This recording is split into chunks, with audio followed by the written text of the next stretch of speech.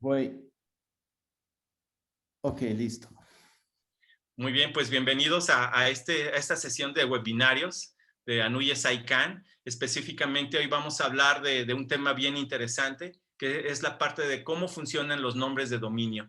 Y es por ello que pues vamos a tener también a un gran ponente de lujo, Nicolás, y bueno, no es mi labor, la labor la tiene justamente mi compañera Eunice Pérez. Ella es ni más ni menos que la secretaria técnica de esta Comisión para la Colaboración del Desarrollo de Internet en las instituciones de educación superior. Es por ello que te cedo la palabra, Eunice, por favor. Muchas gracias. Pues bienvenidos el día de hoy. Pues hoy me toca dar la introducción y en representación de la coordinadora de la CODIES, la maestra Carmen Denis, quisiera hablarles un poco de quiénes somos y daré una breve reseña de nuestro panelista que tenemos el día de hoy. En la CODIES tenemos como objetivo ser el nexo entre las instituciones de educación superior pertenecientes a NUYESTIC y las organizaciones de Internet para fomentar e impulsar la colaboración y cooperación nacional e internacional a través de la vinculación, promoción y concientización de temas y tecnologías en el desarrollo de Internet para contribuir a esta comunidad en México y en la región LAC. El ecosistema de Internet son las organizaciones y comunidades que colectivamente guían la operación y desarrollo de las tecnologías e infraestructura de Internet. Y hoy en colaboración con la Corporación de Internet para la Asignación de Nombres y Números, ICANN, tenemos el primero de 7 webinars que denominamos Principios Básicos en la Operación de Internet, los cuales se impartirán cada último lunes de mes durante este año. Este webinar, como comentó José Luis, tiene por nombre el Sistema de Nombres de Dominio, cómo funciona, siendo Nicolás Antoniello, gerente de relacionamiento técnico en ICANN, nuestro panelista, y a continuación les daré una breve reseña de él. Nicolás es ingeniero graduado en la Universidad de la República, Montevideo, Uruguay, en el campo de las telecomunicaciones, la electrónica y los sistemas de energía. También estudió ingeniería en la Universidad Complutense de Madrid, España, gobernanza de Internet en Diplo Foundation, Sud School on Internet Governance y United States Telecommunication Training Institute, entre otros. Durante los últimos 5 años fue nombrado asesor senior de la ministra del Gobierno de Uruguay a cargo de la Política Nacional de Telecomunicaciones. Durante su nombramiento en el ministerio, ha representado a Uruguay en la CITEL, la OEA, en la UIT, ONU, así como en muchas otras organizaciones y negociaciones de tratados a nivel regional e internacional. En los años anteriores ha estado trabajando para la Compañía Nacional de Telecomunicaciones, Antel, teniendo entre sus cargos desde ingeniero en el Centro de Operaciones de Red hasta asesor principal del CIO y del presidente de compañía. Durante más de 14 años ha sido profesor en la Universidad de Ingeniería de la Universidad ORT y en el Instituto de Ingeniería Eléctrica de la Universidad de la República en Montevideo, Uruguay. También ha estado trabajando muy de cerca con la comunidad técnica de Internet. Ha sido moderador del Foro de Políticas Públicas del ACNIC por más de 6 años, instructor técnico en los eventos del ACNIC por muchos años sobre IPv6 y BGP, además de participar como instructor en muchos otros cursos a nivel regional. Participó de la comunidad en el desarrollo del protocolo de firma raíz DNS-SEC y se ha estado desempeñando como TCR-CO, representante de la comunidad, para el proceso de firmas raíz DNS-SEC y el protocolo de mantenimiento de claves. Después de la transición de la llana, fue nombrado para un puesto en el Comité de Revisión de Servicios de Numeración de la llana, correspondiente a la región del LACNIC, donde se desempeñó durante 3 años. También es miembro fundador del LACNOC, Grupo de Operación de Redes de América Latina y el Caribe, donde primero sirvió en la junta directiva de la organización y luego en el comité del programa. Bienvenido, Nicolás. Es un gusto tenerte con nosotros en este webinar y sin más que agregar, te cedo la palabra. Muchas gracias, Eunice. estaba pensando que como dicen ustedes los mexicanos, vamos a tener que saltearnos el pinche bio porque está larguísimo eso. Y va a ser mejor ahí. Solamente con el nombre ya está. No es necesario leerlo todas las veces. Bueno, empezamos. No sé, Rodrigo, si quieres comentar algunas palabras o empezamos. Bien. Voy aquí a tratar de compartir la presentación. Un segundo.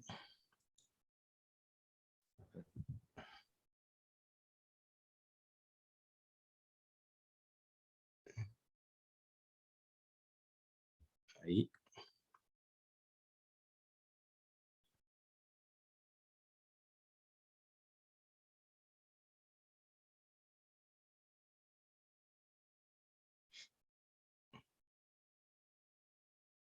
Ahí, ¿se ve?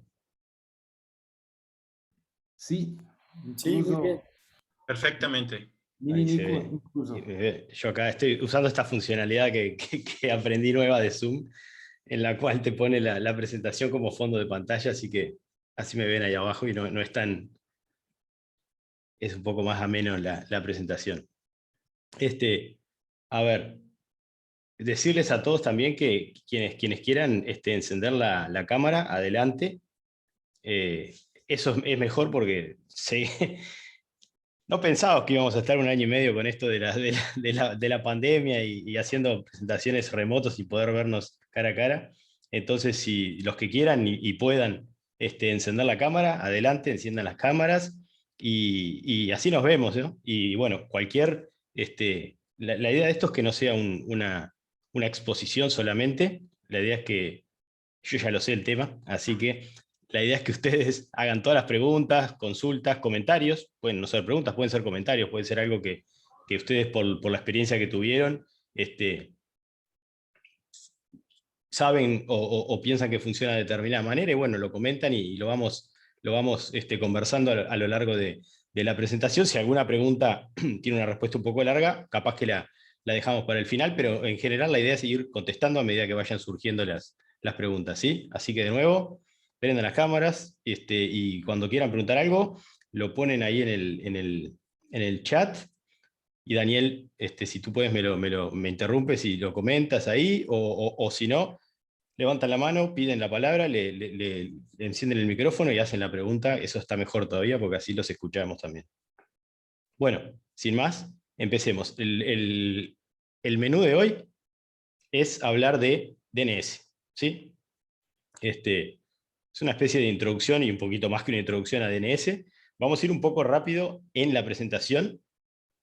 O sea, van a ver que algunos de los slides los vamos a pasar muy rápido o los vamos a saltar, pero bueno, la idea es que ustedes tengan ahí una especie de guía lo más completa posible en la presentación y luego puedan ir y profundizar sobre algún tema de esos. Cualquier duda que tengan, cualquier pregunta, de nuevo, adelante. Otro comentario es que hoy me di cuenta de que este tema de DNS todavía no lo tengo pasado a español, tengo la versión en inglés. Entonces la presentación está, yo la voy a hacer en español obviamente, pero van a ver que los slides están en inglés. Yo después voy a terminar de traducirlos y se los voy a enviar. Así que luego les envío la presentación completa, exactamente la misma, pero en español para que ustedes la tengan ahí, ¿sí? En nuestro propio idioma, que siempre es más ameno de leer que leer otro idioma, digamos. Bueno, un poco de historia.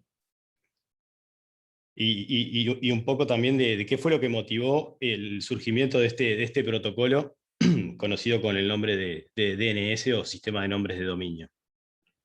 Resulta que las personas, seres humanos, por algún motivo que yo no termino de conocer del todo, pero bueno, es así, nuestro cerebro, digamos, está mejor preparado en general, ¿no? Siempre hay casos particulares, pero en general nuestro cerebro está mejor preparado para recordar palabras o secuencias de palabras, nombres, que números, que secuencias de números, ¿sí? Yo siempre digo lo mismo. Yo, por ejemplo, apenas me conozco mi propio número de celular, digamos. No me acuerdo del número de celular de prácticamente nada, ni siquiera de mis familiares. Entonces, para llamarlos, uso la agenda telefónica. ¿Sí? Voy al teléfono, busco por el nombre sí me acuerdo tampoco soy muy bueno para recordar nombres, pero sí soy mucho mejor que para recordar números. Entonces busco el nombre y la agenda del celular, ¿sí? Los contactos, esa aplicación, que son los contactos, me devuelve un número, ¿sí? En realidad ni siquiera me lo devuelve a mí, se lo pasa directamente a la aplicación que establece la llamada, ¿sí? Y ahí se establece una conexión entre los dos dispositivos, entre los dos teléfonos en este caso, y el intercambio de datos. Entonces, para que ese intercambio de datos, para que esa conexión se establezca, yo necesito conocer el número, porque el número es el que identifica los dispositivos en el sistema de telefonía, ¿sí? En Internet es similar. Los dispositivos, como ustedes saben, se identifican con direcciones IP. No son números de teléfono, son direcciones IP, pero es el equivalente o lo análogo en la forma de direccionar de forma única los dispositivos en Internet. Entonces, todos los dispositivos tienen una dirección IP pública única, y para establecer un intercambio de información con un dispositivo determinado necesito conocer esa IP. Alguien, teniendo todo eso en cuenta, se le ocurrió, bueno, vamos a tener una agenda de direcciones IP y les vamos a asignar nombres a los dispositivos, porque es más fácil acordarse los nombres. Yo me acuerdo de www.google.com, pero no me acuerdo de la dirección IP del servidor de Google. Entonces, hay un sistema, ¿sí?, que traduce ese nombre a una dirección IP para que luego el navegador, por ejemplo, establezca la conexión y bueno, descargue la página web y yo pueda visualizar el contenido web. Entonces, ¿qué es el sistema de nombres de dominio? El sistema de nombres de dominio es una aplicación, ¿sí?, diseñada para traducir nombres a direcciones IP, ¿sí? Esa es la principal función que tiene el DNS. También tiene una función de búsqueda inversa, como quien dice, ¿sí? O reversa. Yo puedo, en vez de si tengo el nombre, averiguo la dirección IP. Esa es la funcionalidad principal. Ahora, si tengo la dirección IP, también le puedo preguntar a este sistema, decime el nombre asociado a esta dirección IP. El sistema también almacena eso, ¿sí? Vamos a ver que, aunque eso parezca obvio, no es tan obvio, porque no es una relación uno a uno, digamos, ¿sí? Pueden haber varias direcciones IP asociadas a un nombre, como en el caso de la agenda telefónica. Yo puedo tener un nombre de una persona y puedo tener muchos teléfonos asociados a esa persona. Pero también se puede dar al revés, digamos. Que no se da, este caso no se da en el caso de la telefonía, pero sí se da en el caso de Internet. Puede haber una sola dirección IP asociada a varios nombres. O sea, tanto en un sentido como en el otro, la relación no es uno a uno, sino que es N a N, o N a M, si quieren. ¿Sí? Entonces, ¿para qué es el DNS o qué es el DNS? Una aplicación que traduce nombres a direcciones IP. Eso es lo principal que debería quedarles de esta parte de introducción. Y bueno, para hablar un poquito también de historia, ¿sí?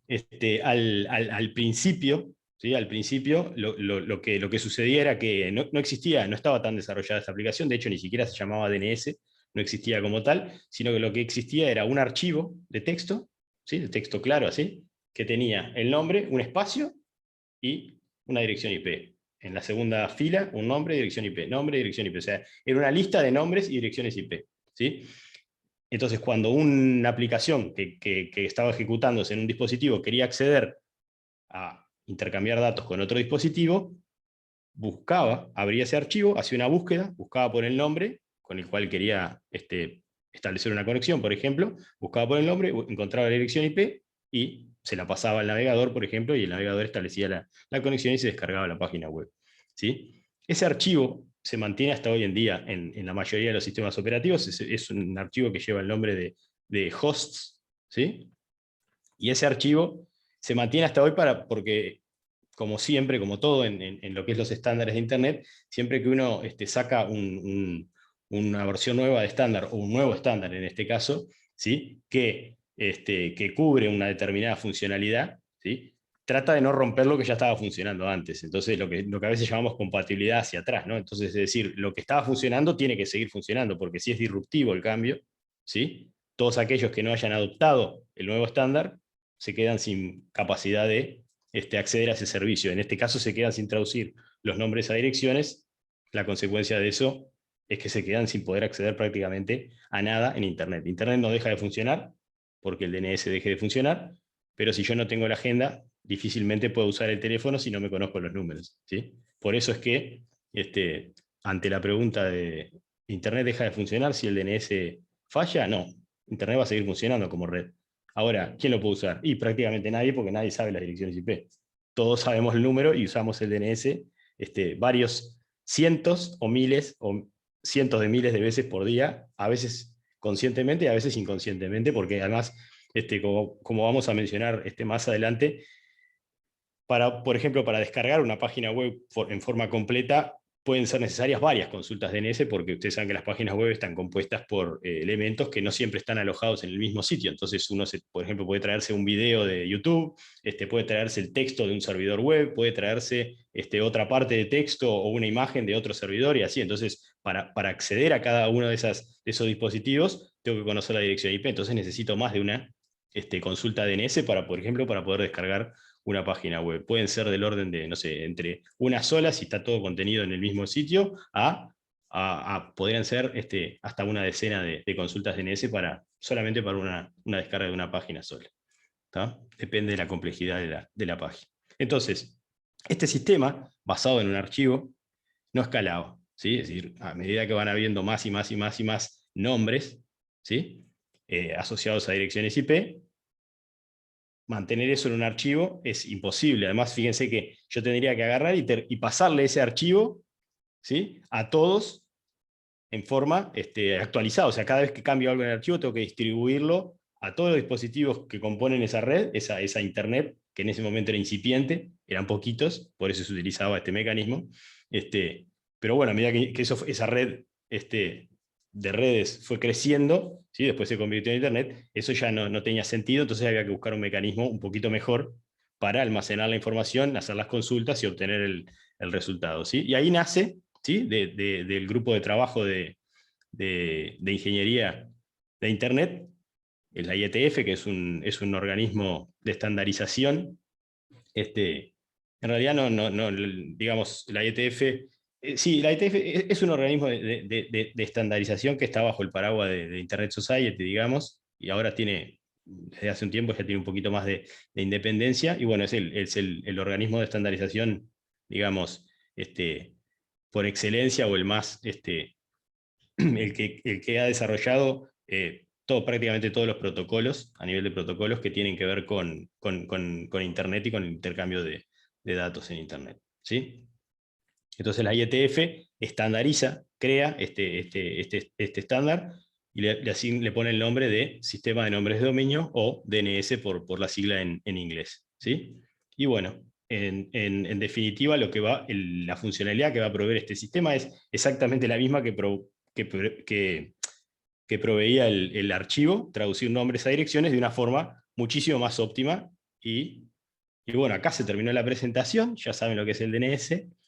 No, la idea es ver entonces cómo funciona este mecanismo, ¿sí? Cómo funciona. A diferencia de si fuera un archivo de texto, acá se acabaría la presentación, pero hoy en día no, hay que explicar un poco más para entender cómo funciona y cómo se realizan las búsquedas. Entonces, primero vamos a hablar de qué aspecto, qué estructura tiene, qué estructura lógica tiene el sistema de nombres de dominio, ¿sí? Es una base de datos. Es una base de datos que, a diferencia de esa versión original que hablábamos, que era un archivo de texto, esta es una base de datos distribuida, ¿sí? La información no está toda contenida en un solo sitio, sino que vamos a ver que hay distintos servidores o distintos repositorios donde se almacena la información. Y bueno, yo, cuando quiero averiguar la dirección IP asociada a un nombre, el sistema, de alguna manera, el mecanismo de resolución, ¿sí?, va a buscar en diferentes repositorios hasta encontrar la información que yo estoy buscando y me la va a devolver, ¿sí? Eso lo vamos a ver un poquito más adelante, cómo funciona la búsqueda. Lo primero que vamos a ver es cuál es la estructura lógica de esa base de datos. Entonces, esa base de datos tiene una estructura de árbol invertido, ¿sí? Árbol invertido se llama porque la raíz es un nombre re original que le pusieron, árbol invertido, la raíz está arriba y el árbol va para abajo, por eso está invertido. Ustedes saben que el árbol los árboles, la estructura de árboles es un tipo particular de grafo, digamos, donde cada nodo, ¿sí?, en este caso, como es un árbol invertido, cada nodo tiene ramas o conectores con otros nodos, ¿sí? Que son nodos hijos, ¿sí?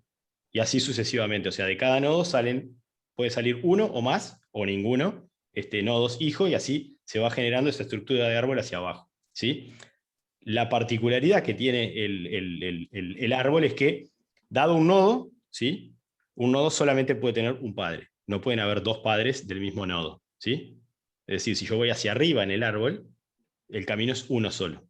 No hay forma de bifurcar el camino cuando voy hacia arriba. Cuando voy hacia abajo, sí. Cuando voy hacia abajo puedo ir bifurcando para donde sea necesario. Pero hacia arriba el camino es uno solo, ¿sí? Hasta llegar a la raíz. La raíz, obviamente, del árbol de esta estructura, no tiene padre. Y bueno, ahora vamos a hablar un poquito de qué pasa con ese nodo que se le llama raíz, digamos.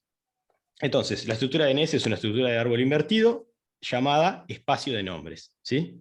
Espacio de nombres es la forma que tenemos en el sistema de nombre de dominio de denotar o de nombrar a esa estructura de árbol invertido que tiene la base de datos. Arriba del todo, digamos, ¿sí? En lo que se podría llamar nivel 0 o raíz, ¿sí? Está un nodo que se le asigna un nombre, ¿sí? También súper original, se le llama raíz, ¿sí? Y se representa con un punto, ¿tá?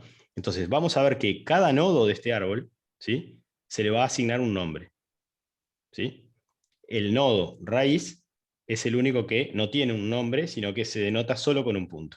Y después, de ahí hacia abajo, todos los nodos van a tener un nombre. ¿Ese nombre tiene que ser único? No, se puede repetir. No hay ningún problema a priori con que se repitan esos nombres. Donde no se pueden repetir los nombres, porque así está diseñado el sistema de nombre de dominio, es en un mismo nivel. En un mismo nivel, si yo me muevo horizontalmente, en el mismo nivel, por ejemplo, en el ejemplo que tenemos acá, si miramos ahí, el nivel 0 es la raíz, el primer nivel es donde está el coffee, el com, el UK, esa otra cosa rara que después vamos a ver qué es, vamos a mencionarlo más adelante.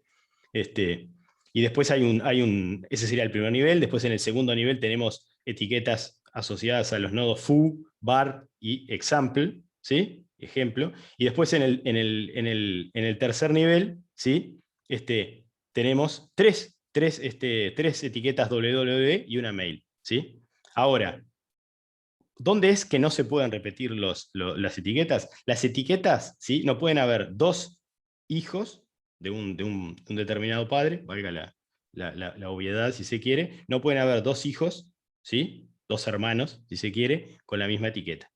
Entonces, como si se fijan acá, example tiene dos hijos, ¿sí? Uno mail y el otro www. Bar tiene uno solo, que es www, y foo tiene uno solo, que es www. Lo que no podría pasar es que debajo del foo, por ejemplo, hubiera dos nodos distintos identificados como www. ¿De acuerdo? Entonces, dado un nodo en particular, los hijos de ese nodo, ¿sí?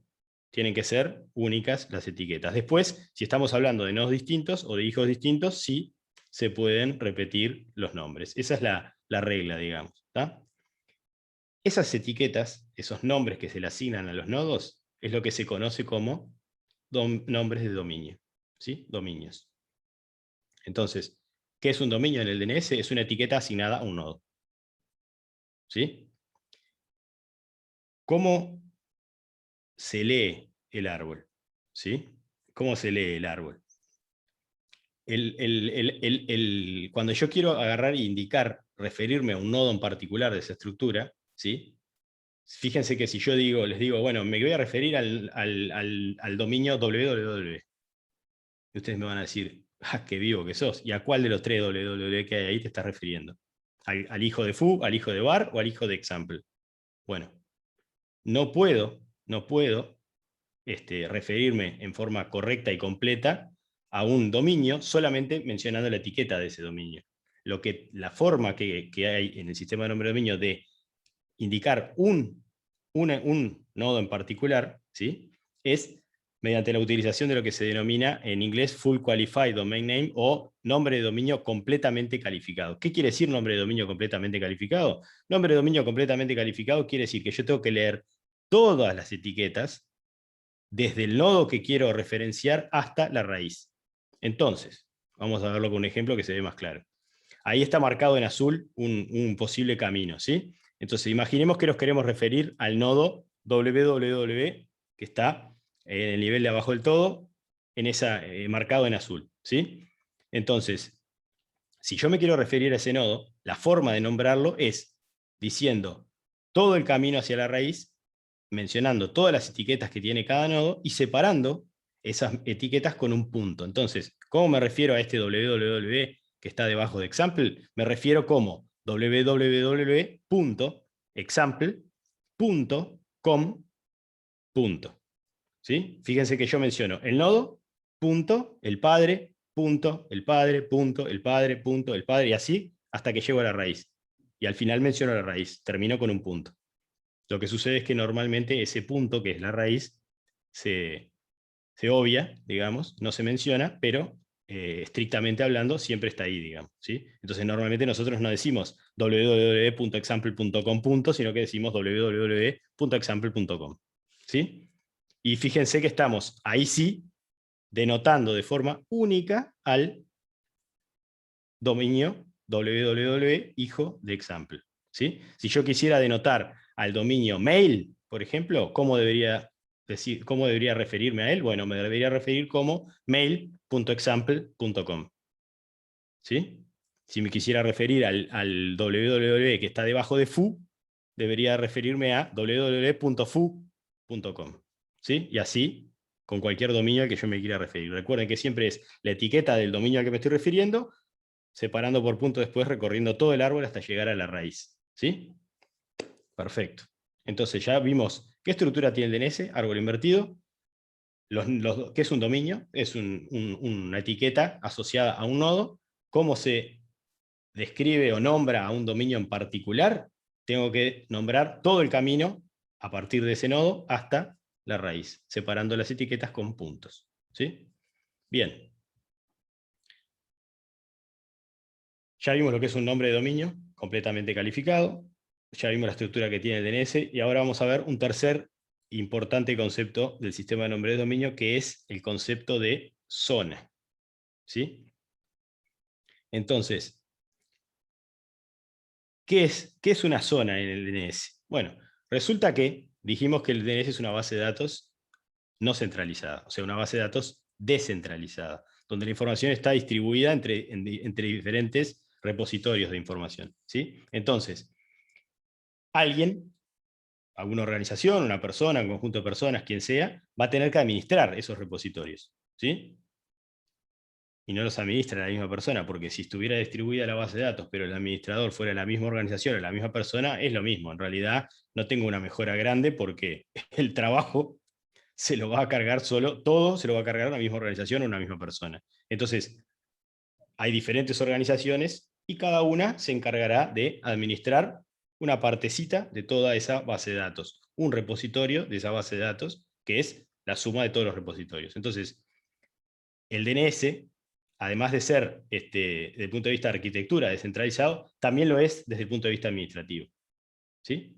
Esas divisiones administrativas, esas asignaciones de quién administra qué conjunto de repositorios, ¿sí? O de dominios, es lo que se denomina zona. Entonces, ¿qué es una zona? Una zona es una división administrativa, ¿sí?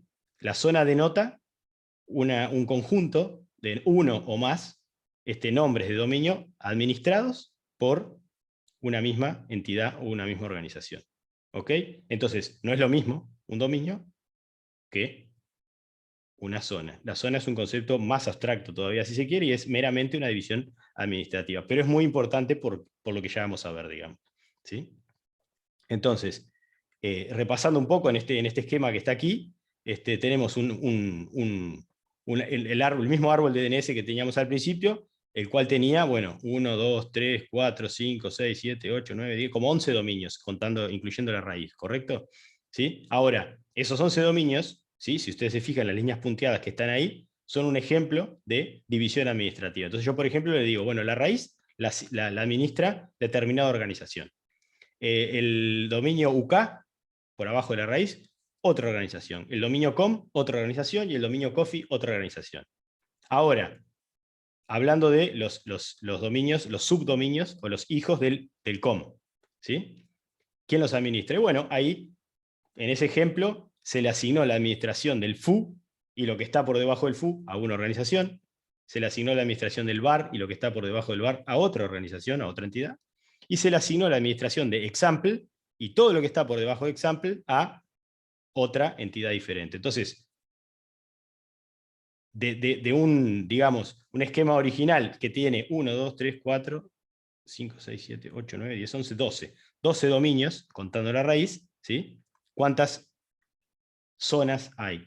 Bueno, tantas como divisiones administrativas haya. En este caso, hay 3, 4, 5, 6, 7, 8 zonas. Entonces tenemos 12 dominios y solamente 8 zonas, por cómo lo asignamos, ¿sí? Esto es un ejemplo arbitrario, y la asignación de zonas es totalmente arbitraria, ¿sí? Hay algunas pequeñas reglas que rigen cómo se distribuyen las zonas, la zona raíz, quién administra la zona raíz, y los dominios de, lo que llaman dominios de primer nivel, que son el primer escalón por debajo de la raíz. Pero de ahí hacia abajo, ¿sí?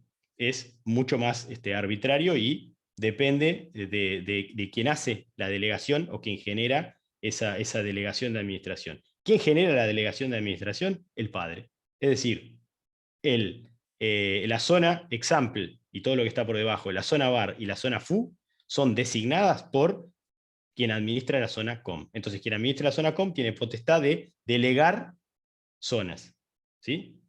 ¿Qué zonas puede delegar? La de sus hijos. Obviamente, el padre del punto .com, en este caso la raíz, es la que delega la administración de las zonas de primer nivel, y así. O sea que cada administrador de un dominio puede delegar sus subdominios o conjuntos de sus subdominios a otras, delegar la administración a otras organizaciones, creando zonas nuevas. ¿Ok? Entonces, vimos la estructura que tiene DNS, árbol, concepto de dominio, una etiqueta que se le asigna a un nodo en particular, que es donde vamos a ver que se almacena determinada información, y lo que es el concepto de zona, que es una división administrativa, o sea, es quien administra ese conjunto, que puede ser uno solo o pueden ser varios dominios. ¿Ok? Bien. Entonces, eso desde el punto de vista de lo que tiene que ver con la arquitectura del DNS. Ahora, vamos a ver qué información se guarda ahí. Bueno, ¿qué información se va a guardar? Se va a guardar la información para poder hacer esa traducción de nombre a dirección IP. Vamos a ver que se guarda un montón más de información, además de la mera traducción, que es lo más importante, ¿sí? Se guarda otro tipo de información. Algunas de esas información que vamos a ver ahora, algunos de esos datos que se almacenan en el DNS, además del nombre asociado, además de la dirección asociada al nombre, son útiles para el usuario, digamos. Son útiles para las mismas personas que son útiles la asociación de dirección IP a nombre. Y algunos otros datos que se almacenan en el sistema de nombre de dominio no son útiles para los usuarios, sino que son datos que utiliza el propio sistema de nombre de dominio para gestionarse internamente. Pensemos el sistema de nombre de dominio como una especie de almacén, de gran almacén de información, ¿sí? Imagínense que estamos almacenando, no sé, comida, dispositivos, lo que sea, un almacén, ¿sí? El almacén tiene un inventario, que es esa base de datos, ¿sí? Ese inventario idealmente va a decir, ok, si vos estás buscando, no sé, una lata de aceitunas en el almacén, la vas a tener que ir a buscar a la estantería número 57 que está allá en el fondo, digamos, ¿no? Y de repente si estás buscando, no sé, televisores, no, eso no está acá. Acá guardamos comida, los televisores se guardan en otra sucursal, en otro sitio, ¿sí? Entonces es como un almacén donde la información está distribuida, no está toda alojada en el mismo lugar, y hay un inventario que hace referencia a dónde ir a buscar cada contenido o cada información. ¿Ok? Ese inventario es el DNS, digamos, y hay información que se almacena en el sistema de nombre de dominio, de nuevo, para gestionar ese inventario, y hay información que es la información útil para las personas, que eso serían, bueno, las latas de arvejas o de aceitunas, o los televisores en el paralelismo con el almacén, ¿sí? Entonces, cada uno de esos nodos, ¿sí? Cada uno de esos dominios, va a almacenar información. Información asociada a ese dominio. ¿Sí? En particular, lo más importante que hemos mencionado hasta ahora, y la información más importante probablemente que se almacena asociada a un dominio, es la dirección IP asociada a ese nombre. Porque yo voy a preguntarle por el nombre, por ejemplo, le voy a preguntar por www.example.com y el sistema me va a devolver una dirección IP. Entonces, esa dirección IP tiene que estar almacenada, asociada al dominio www.example.com. ¿Sí? Bien, además de esa información, se almacenan otras cosas. Ahora vamos a ver qué otras cosas. ¿Cómo se denomina internamente en la base de datos el lugar o el contenedor que almacena la información? Eso se denomina registro. ¿Sí? Entonces, asociado a un determinado dominio, van a haber uno o más registros. ¿Sí? Cada uno de esos registros hace referencia a un tipo diferente de información. Por ejemplo, para almacenar la dirección IP asociada a un nombre de dominio, hay dos tipos de registro. ¿Por qué? Porque en realidad no hay una sola dirección IP asociada a un nombre de dominio, porque existen dos protocolos IP vigentes, digamos, IP versión 4 y IP versión 6. Entonces, hay un registro, un repositorio, asociado a un dominio que almacena la dirección IPv4, asociada al dominio nicolás.com. Ojalá fuera mío, nicolás.com, no es mío. Y en esa época, digamos, alguien me ganó de mano y yo era muy chiquito. No tan chiquito, pero era chiquito en esa época, si no me lo hubiera reservado. Pero bueno, asociado a nicolás.com, imagínense que es mío, asociado a nicolás.com hay una dirección IP versión 4, que se almacena en un tipo de registro particular, y hay una dirección IP versión 6 también, que se almacena en otro tipo de registro diferente, ¿sí? Y así varios tipos de registro, ¿sí? ¿Qué tipo, vamos a saltear acá, vamos a ir un poco para adelante, qué tipos de registro hay? Bueno, hay muchos tipos de registro, en particular esta lista que está acá, que no es completa, ¿sí? Sí es probablemente los más utilizados, ¿sí? Entonces, ese registro que yo les mencioné que almacena la dirección IP versión 4 asociada a un determinado nombre, es el registro tipo A. Se denomina registro tipo A, ¿sí? Es el nombre que tiene el registro. El nombre que recibe el registro que almacena la dirección IP versión 6 asociada a un dominio es lo que se denomina registro cuádruple A. ¿Sí? A. La quisieron complicar y la complicaron. El nombre de registro o el tipo de registro que almacena, por ejemplo, cuáles son los nombres de los servidores de correo asociados a un determinado dominio. Vamos a hablar un poquito más adelante de esto en detalle, así que no se preocupen ahora si no queda muy claro. Pero hay un registro particular que se denomina registro MX, que almacena el nombre de los servidores de correo asociados a un determinado dominio. ¿Sí? Existe un tipo de registro que se denomina registro SOA, que es muy importante, aunque no es útil para el usuario. ¿Sí? El registro SOA es justamente el registro que se utiliza internamente por el sistema de nombres de dominio para gestionar ese inventario, para gestionar esa base de datos. Y vamos a ver después qué información se almacena en ese registro, ¿sí? O qué información contiene ese registro. Hay un registro CNAME, como ven ahí. El registro CNAME es un registro pensado para asociar una especie de alias a los nombres. Por ejemplo, si yo tengo un nombre de dominio nicolás.com y también quiero tener el nombre de dominio, no sé, antonielo.com, que es mi apellido, ¿sí? Podría agarrar y decir que antonielo.com es alias de nicolás.com. Entonces después, cuando yo asocio una dirección IP con Nicolás, como Antonielo está atado a Nicolás, porque es un alias, también queda atado el alias a la dirección IP. Es una forma de, por ejemplo, no tener que cambiar las asociaciones si cambio la dirección IP. Yo, si tengo varios nombres asociados a una dirección IP, lo que puedo hacer es asocio solo uno de esos nombres a la dirección IP y después creo todo el resto como alias de ese nombre.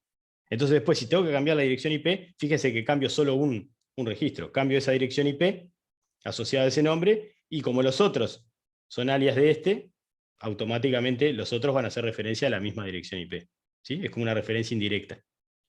Si yo no lo hiciera eso, tendría que, para cambiar la dirección IP, como la misma dirección IP estaría repetida para todos los nombres, tendría que cambiar n veces el registro. Es un mecanismo bastante útil cuando uno tiene muchos nombres asociados a un mismo recurso de direccionamiento, ¿sí? Se usan alias en vez de hacer n veces la asociación. Cualquiera de las dos cosas es válida, cualquiera de las dos cosas funciona perfectamente, ¿sí? Es un tema de ahorrarse trabajo y de facilitar la gestión de la información. Bueno, entonces, vamos a hablar un poco un poquito más de esos registros, ¿sí? Vamos a profundizar después rápidamente en algunos de ellos, en algunos de estos que vimos acá. Otros los vamos a pasar rápido, pero antes de eso vamos a mencionar que a la fecha hay aproximadamente 87 tipos de registro diferentes. O sea, acá, fíjense que acá son unos poquitos, ¿sí? Pero hay 87 tipos de registro DNS que se pueden asociar a cada nombre, dado un determinado dominio, nombre de dominio, se le pueden asociar a 87 tipos de registro, que cada uno contiene un tipo de información diferente, ¿sí? Hay una lista en esta dirección que está acá, la IANA, ¿sí? Que es una digamos, una oficina de ICANN, mantiene una lista, ¿sí? de todos los tipos de registros asociados a un determinado, que se pueden asociar a un determinado nombre de dominio, ¿sí? Entonces, si ustedes acceden a esa dirección que está ahí, van a acceder a esa página y ahí dice, bueno, Resource Records, que son justamente esos registros, y ahí si se fijan, aparece el registro tipo A, que hablamos, el registro CINEM, que hablamos, y bueno, hay el registro SOA, que hablamos, y hay otros registros más, ¿sí? Les dice el tipo de valor que se le asigna a cada uno de esos registros, a cada registro se le asigna un valor único, ¿sí? El A es el primero que se asignó porque, bueno, es la funcionalidad principal del DNS que dijimos, ¿no? Fue el primer registro que se pensó, que es asociar la dirección IPv4 a un determinado nombre, porque en esa época además el protocolo IPv6 curiosamente ya existía, pero no era todavía utilizado y todavía se estaba desarrollando el estándar.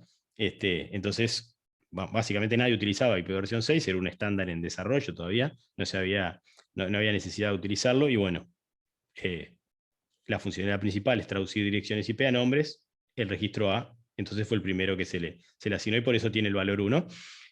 Está indicado cuál es la funcionalidad, muy someramente indicada la funcionalidad de cada uno de los registros, y la referencia a la RFC, que es el estándar que define y que dice exactamente cómo funciona, cómo se usa, cuál es la semántica con la que tengo que especificarlo, etcétera, ¿no?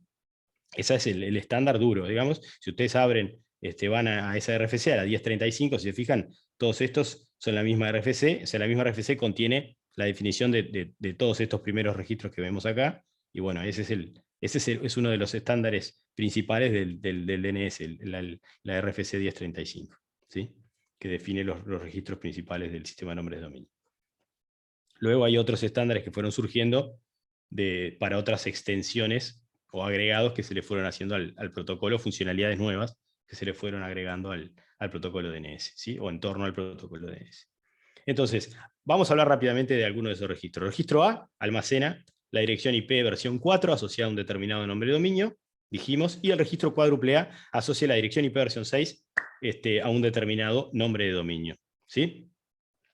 Esta es la forma que si ustedes acceden a un archivo, ¿sí? O acceden a la base de datos directamente, la forma en la que se almacena la información asociada a un determinado dominio es esta que está acá. Se pone el nombre de dominio, se pone un espacio, se pone el tipo de registro al que me refiero, se pone un espacio y se pone el contenido de ese registro. Entonces, en este caso, yo quiero asociar la 192.0.27 a el nombre de dominio example.com. La forma de definirlo dentro de la base de datos es decir, example.com, registro tipo A, dirección IP versión 4.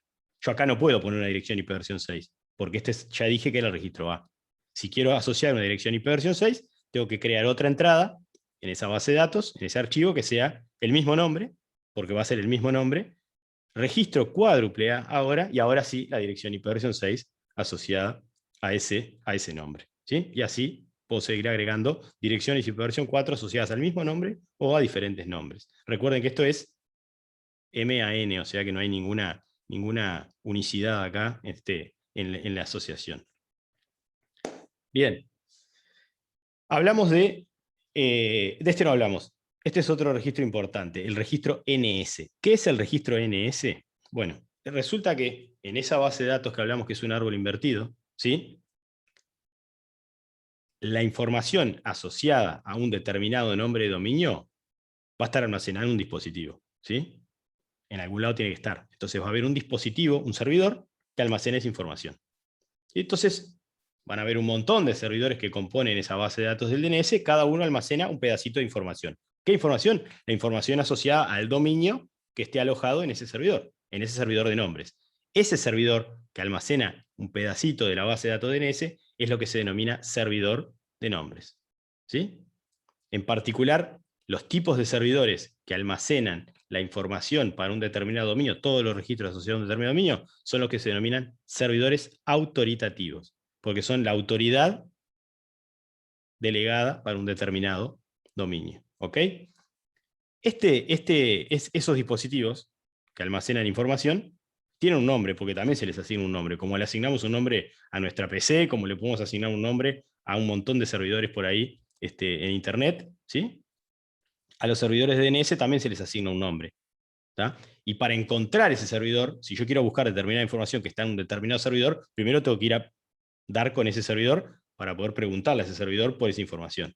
Para dar con ese servidor, para comunicarme con ese servidor, voy a conocer el nombre de ese servidor. Y ese nombre del servidor tiene que tener asociado una dirección IP también. ¿Por qué? Porque si no, no me puedo comunicar. Recuerden que los dispositivos se comunican a través de direcciones IP.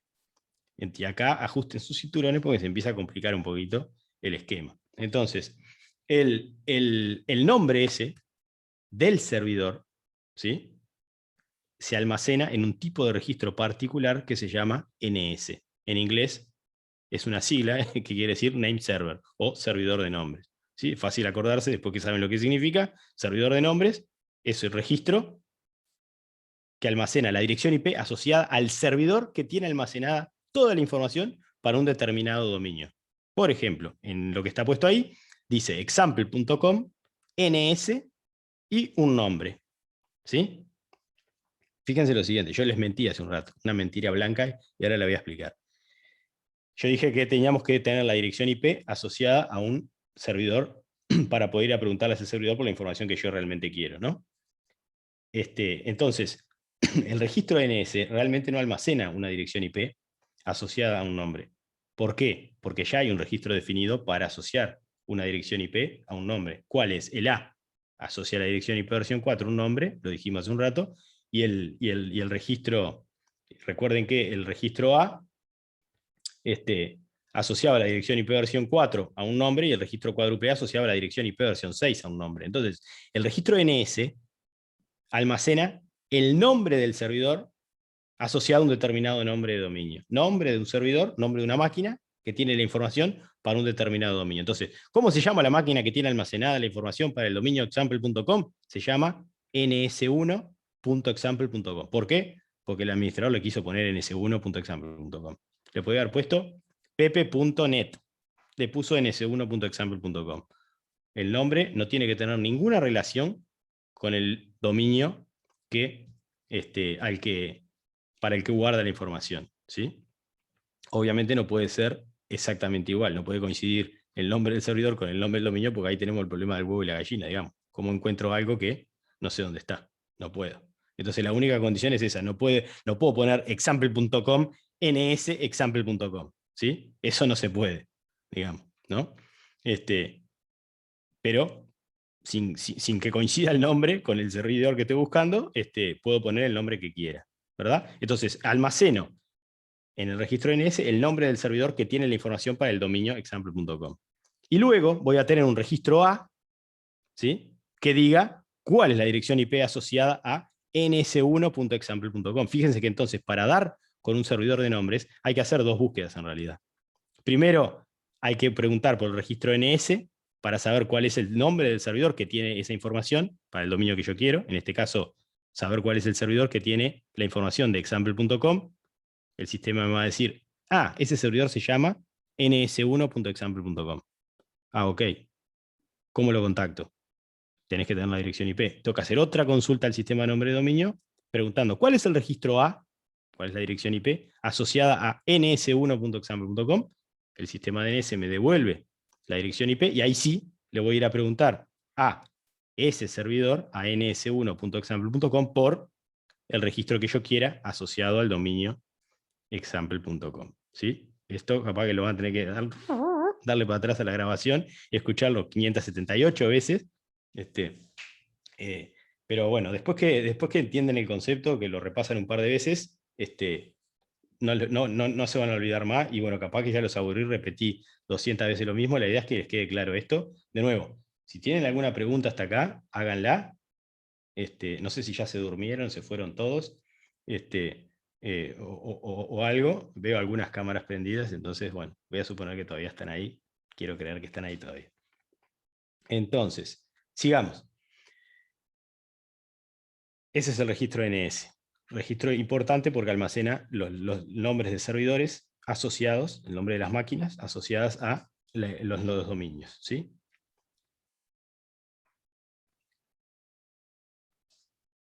Sigamos un poquito más adelante y vamos a hablar de vamos a hablar muy rápidamente de este otro registro, del registro SOA. Este registro SOA contiene información que dijimos que no es útil para el usuario, pero sí es útil para la gestión interna de la base de datos. Entonces, asociado a una determinada conjunto de información, a un determinado dominio, a una determinada zona, ¿sí? Recuerde que una zona puede estar compuesta por uno o más dominios, ¿sí? Y en general, como la zona es la división administrativa, lo que yo delegué es la administración de la zona, el que administra la zona obviamente administra todos los dominios que están adentro de esa zona, ¿sí? Entonces va a tener en un servidor o en varios servidores, va a tener toda esa información, todos los registros asociados a todos esos dominios, ¿sí? ¿Ok? Eso se almacena en un archivo que se denomina archivo de zona. Entonces, en los servidores físicos, en esas máquinas, cada archivo de zona va a contener toda la información asociado a un o más nombres de dominio. Todos los registros asociados a todos los nombres de dominio dentro de esa zona van a estar en ese archivo de zona, ¿sí? Y este registro SOA es un registro que contiene algunos conjuntos de información, algunas indicaciones para el propio sistema de DNS. Por ejemplo, cuándo fue la última vez que se actualizó ese archivo de zona, por cuánto tiempo es válida esa información. Si vos me preguntás la dirección IP asociada a un registro, yo te digo, es tal dirección IP. Pero yo no te puedo decir que eso va a ser válido para siempre. ¿Por qué? Porque yo puedo cambiar esa dirección IP. El que administra el servidor ese puede cambiar la dirección IP. Si yo te digo que la respuesta que te doy vale para siempre y alguien cambia la dirección IP, después vos no podés acceder más al servicio, porque vas a ir a una dirección IP que ya no tiene ese servicio atrás. Entonces, yo te tengo que decir, mirá que esta información que te doy vale por tanto tiempo. Y eso puede ser unos segundos, unos minutos, días, semanas, años. Yo lo puedo definir. ¿Dónde va definido? En este registro.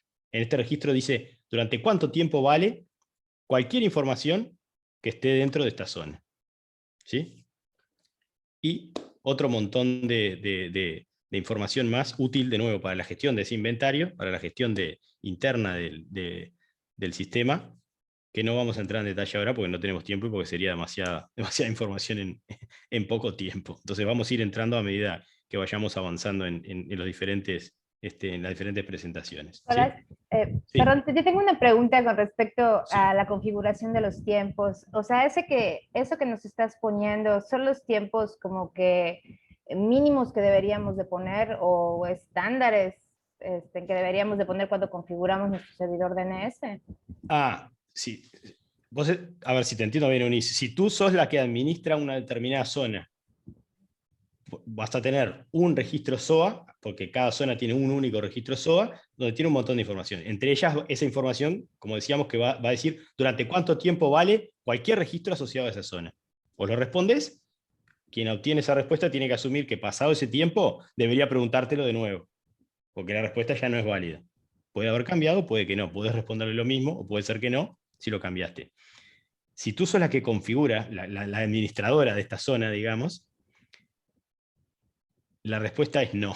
La respuesta es, estos valores que yo puse acá, estos valores que están por acá, por ejemplo, el tiempo de vida es que es el que se denomina TTL, ¿sí? Por ejemplo, acá podría ser, no sé, a ver si está por acá.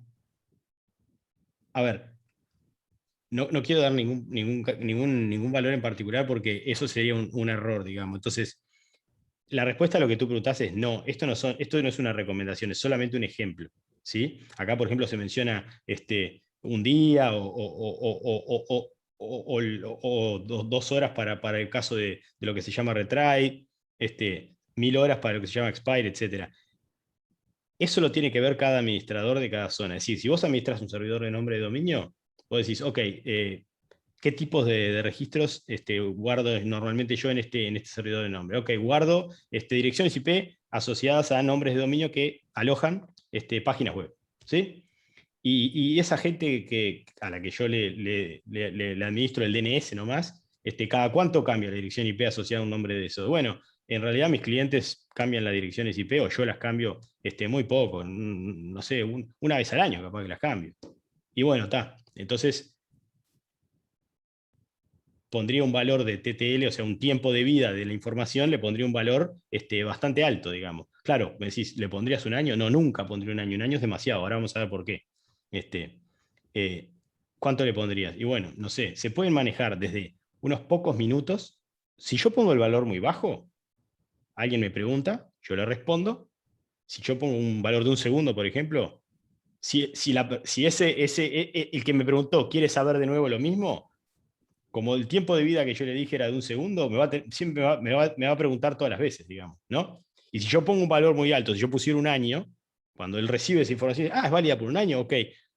Si yo tengo la misma pregunta de acá a un año, no vuelvo a preguntarle, porque ya se lo pregunté, me dijo que valía por un año, uso lo que tengo, ¿sí? Ahora, ¿qué pasa si en ese año querés cambiar la dirección IP? Marchaste, porque todos los que ya te preguntaron no te van a volver a preguntar, porque vos le dijiste que valía por un año la información. Entonces, hay un compromiso ahí de, ojo, si pones uno muy bajo, te está preguntando a cada rato, con lo cual tu servidor se carga mucho más, porque recibe mucho más consultas. Si pones valores muy altos, corre riesgo de que si cambias información, la gente demore muchísimo en enterarse, con lo cual no les va a funcionar el servicio durante todo ese tiempo. Entonces, hay un compromiso. Lo que uno debería hacer es ver, bueno, más o menos cada cuánto cambia la información. No cambia más de una vez por semana, ok, le puedo poner una validez de una semana. Ahora, ojo, si yo quiero cambiar la dirección IP asociada a un servidor web, por ejemplo, ¿qué debería hacer? ¿Borrar la dirección IP vieja y poner la dirección IP nueva? No, debería crear, como estos dijimos que era MAN, yo puedo tener varias direcciones asociadas a un mismo nombre, bueno, lo que haría sería mantener la dirección IP vieja, crear la nueva dirección IP, crear el nuevo registro A con la nueva dirección IP, por ejemplo, el nuevo registro cuádruple A con la dirección IP versión 6, ¿sí? Y al servidor físico que tiene la página web, asignarle 2 direcciones IP. Puede tener dos direcciones IP, no hay problema. ¿Durante cuánto tiempo dejó las dos? Durante el tiempo que le había puesto de vida a la información, porque ese va a ser el peor caso. En el peor caso, alguien que me preguntó justo antes de que yo lo cambiara, va a demorar una semana en volver a preguntármelo, porque yo le dije que el tiempo de vida era una semana. Ok, dejo las 2 direcciones asociadas al mismo servidor en el servidor y en el sistema de nombre de dominio una semana. Pasada esa semana, ya todos van a volver a haber preguntado, ¿sí? Ahí le quito la dirección IP vieja, ¿sí? Al servidor y listo, ¿sí? Perdón, las 2 direcciones IP las tengo que dejar en el servidor físico. En el sistema de nombre de dominio, en el archivo de zona, ahí sí, borro la dirección vieja y pongo la nueva. Solo dejo la nueva. Entonces, todos los que me preguntan de nuevo, ahora, les voy a responder con la nueva. Los que no me pregunten, porque tienen la vieja y todavía es válida, van a tratar de ir a la dirección vieja. Pero como mi servidor físico, mi servidor web en este caso, tiene las 2 direcciones asignadas, no va a haber problema, ¿sí? Esa es la forma de rotar, por ejemplo, una dirección IP, ¿sí? Sin que el tiempo de vida afecte. Entonces, ¿cuál es el tiempo de vida apropiado? Bueno, depende de la función, de las funcionalidades que estén atrás de este servicio, digamos. Eso es algo externo al DNS, pero hay que tenerlo en cuenta porque eso puede ser la diferencia entre que un servicio te quede disponible o no disponible durante mucho tiempo, ¿sí? Normalmente oscilan entre unos pocos minutos para los servicios que cambian a cada rato de dirección IP y unos cuantos días a semanas para los más largos, digamos. Normalmente difícilmente encuentres algo que dure más de una semana porque serían servicios que no cambian casi nunca y bueno, y después de todo, digamos, con que alguien te consulte una vez por semana, tampoco te va a cargar mucho el servidor, porque además hoy en día las máquinas son muy rápidas y soportan mucha cantidad de consultas. Entonces, una semana capaz que es un tiempo más que razonable. Pero de nuevo, no hay una recomendación para esto. Sí, la recomendación es, ojo, no poner tiempos muy bajos, porque cargan mucho los servidores, si no es necesario. Si es necesario, sí. Y no poner tiempos muy altos, porque si no, nadie te va a preguntar durante todo ese tiempo y puedes dejar un montón de servicios fuera de línea o inaccesibles, digamos. ¿Sí? Te haces un ataque de denegación de servicio vos mismo, digamos. ¿Sí? Gracias. Entonces, ahí está.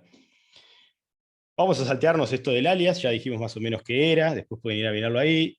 El registro MX dijimos que asocia el nombre de los servidores de correo asociados a un determinado dominio. Esto funciona más o menos igual que el registro NS. Cuando yo quiero enviar un nombre de correo, un correo electrónico, por ejemplo, a no sé, nicolás.antoñelo@icann.org. ¿Sí? Ese es mi correo de ICANN. ¿Sí? El nombre del usuario es nicolás.antoñelo. Y lo que viene después del arroba, icann.org, es el dominio. ¿Sí? Ahora, para enviar un correo a nicolás.antoñelo@icann.org o a daniel.fink, ya revelé tu correo, Daniel, a daniel.fink@icann.org, lo tengo que enviar, más allá del nombre del usuario, lo tengo que enviar a icann.org, al servidor de correo de icann.org. ¿Cómo sé cuál es el servidor de correo asociado al dominio icann.org? Se puede llamar de cualquier manera. Se puede llamar servidor de correo.net. Ok. Si el administrador de correo de ICANN le puso servidor de correo.net al servidor, al aparato físico que tiene el servicio de correo electrónico, bueno, yo tengo que poder ubicarlo. Entonces, el registro MX me va a asociar ese servidor de correo.net a el dominio icann.org. Y por supuesto que, de nuevo, como yo necesito la dirección IP del servidor, después voy a tener que hacer una nueva consulta, una segunda consulta, para averiguar el registro A o el registro cuádruple A de servidor de correo.net, para finalmente tener la dirección IP de el destinatario de ese correo, del servidor destinatario de ese correo. Eso, la gestión de correo electrónico se hace a través de un registro particular a nivel de DNS que se llama registro MX. ¿Sí? Casualmente tiene el mismo nombre que el dominio de ahí de México, que no tiene nada que ver. Este tipo de registro PTR es un registro para almacenar las búsquedas inversas, es un registro que, en vez de asociar un nombre a una dirección IP, asocia una dirección IP a un nombre. No vamos a entrar en detalle de cómo funciona, no tenemos mucho tiempo ahora, más adelante lo podemos comentar, y bueno, y así hay un montón de registros que almacenan la información asociada a un determinado dominio, ¿sí? Y todos esos dominios están dentro de una zona que es alguien que los administra, ¿sí? Entonces, vamos a ver rápidamente cómo es el mecanismo de búsqueda de información, ¿sí? Ya estamos más cerca del final. Acá empezó a bajar ahí se pueden aflojar el cinturón ya. Ahora viene la parte de acá para adelante, es todo bajada, digamos. Se acabó la subida. Entonces, ¿cómo es que el sistema de nombre de dominio, cuando alguien quiere saber la dirección IP asociada a un nombre, busca la información internamente? Bueno, esto funciona así. Antes de eso vamos a mencionar dos cosas rápidamente. Primera, a grandes rasgos, hay dos tipos de servidores en el sistema de nombre de dominio. Los que almacenan la información, ya los mencionamos, son los servidores autoritativos, ¿sí? De una determinada zona. Y hay otros servidores que se llaman servidores recursivos, o resolvers en inglés, ¿sí? Resolvedores, es espantosa la traducción, entonces yo no la uso, digamos. Yo le digo resolvers o servidores recursivos, ¿sí? Que son los encargados, estos no almacenan información como a la autoridad, sino que lo que hacen son los encargados de buscar. Es como si yo, en vez de ir al supermercado, ¿sí? pido un delivery, ¿sí? Entonces, ¿qué hago? Alguien busca la información por mí. Yo no voy a ir a buscar la información en la base de datos, porque el usuario no sabe cómo buscarla, ¿sí? Entonces hay equipos dispuestos, también hay un montón de equipos ahí dispersos por toda Internet, que se encargan de buscar la información. Entonces, cuando un usuario, cuando una aplicación quiere conocer, por ejemplo, la dirección IP asociada a un nombre de dominio, no va a buscarla a ella, sino que le pregunta, le dice, quiero saber la dirección IP asociada a este dominio, se lo pregunta al servidor recursivo, y el servidor recursivo va a salir a buscar la respuesta.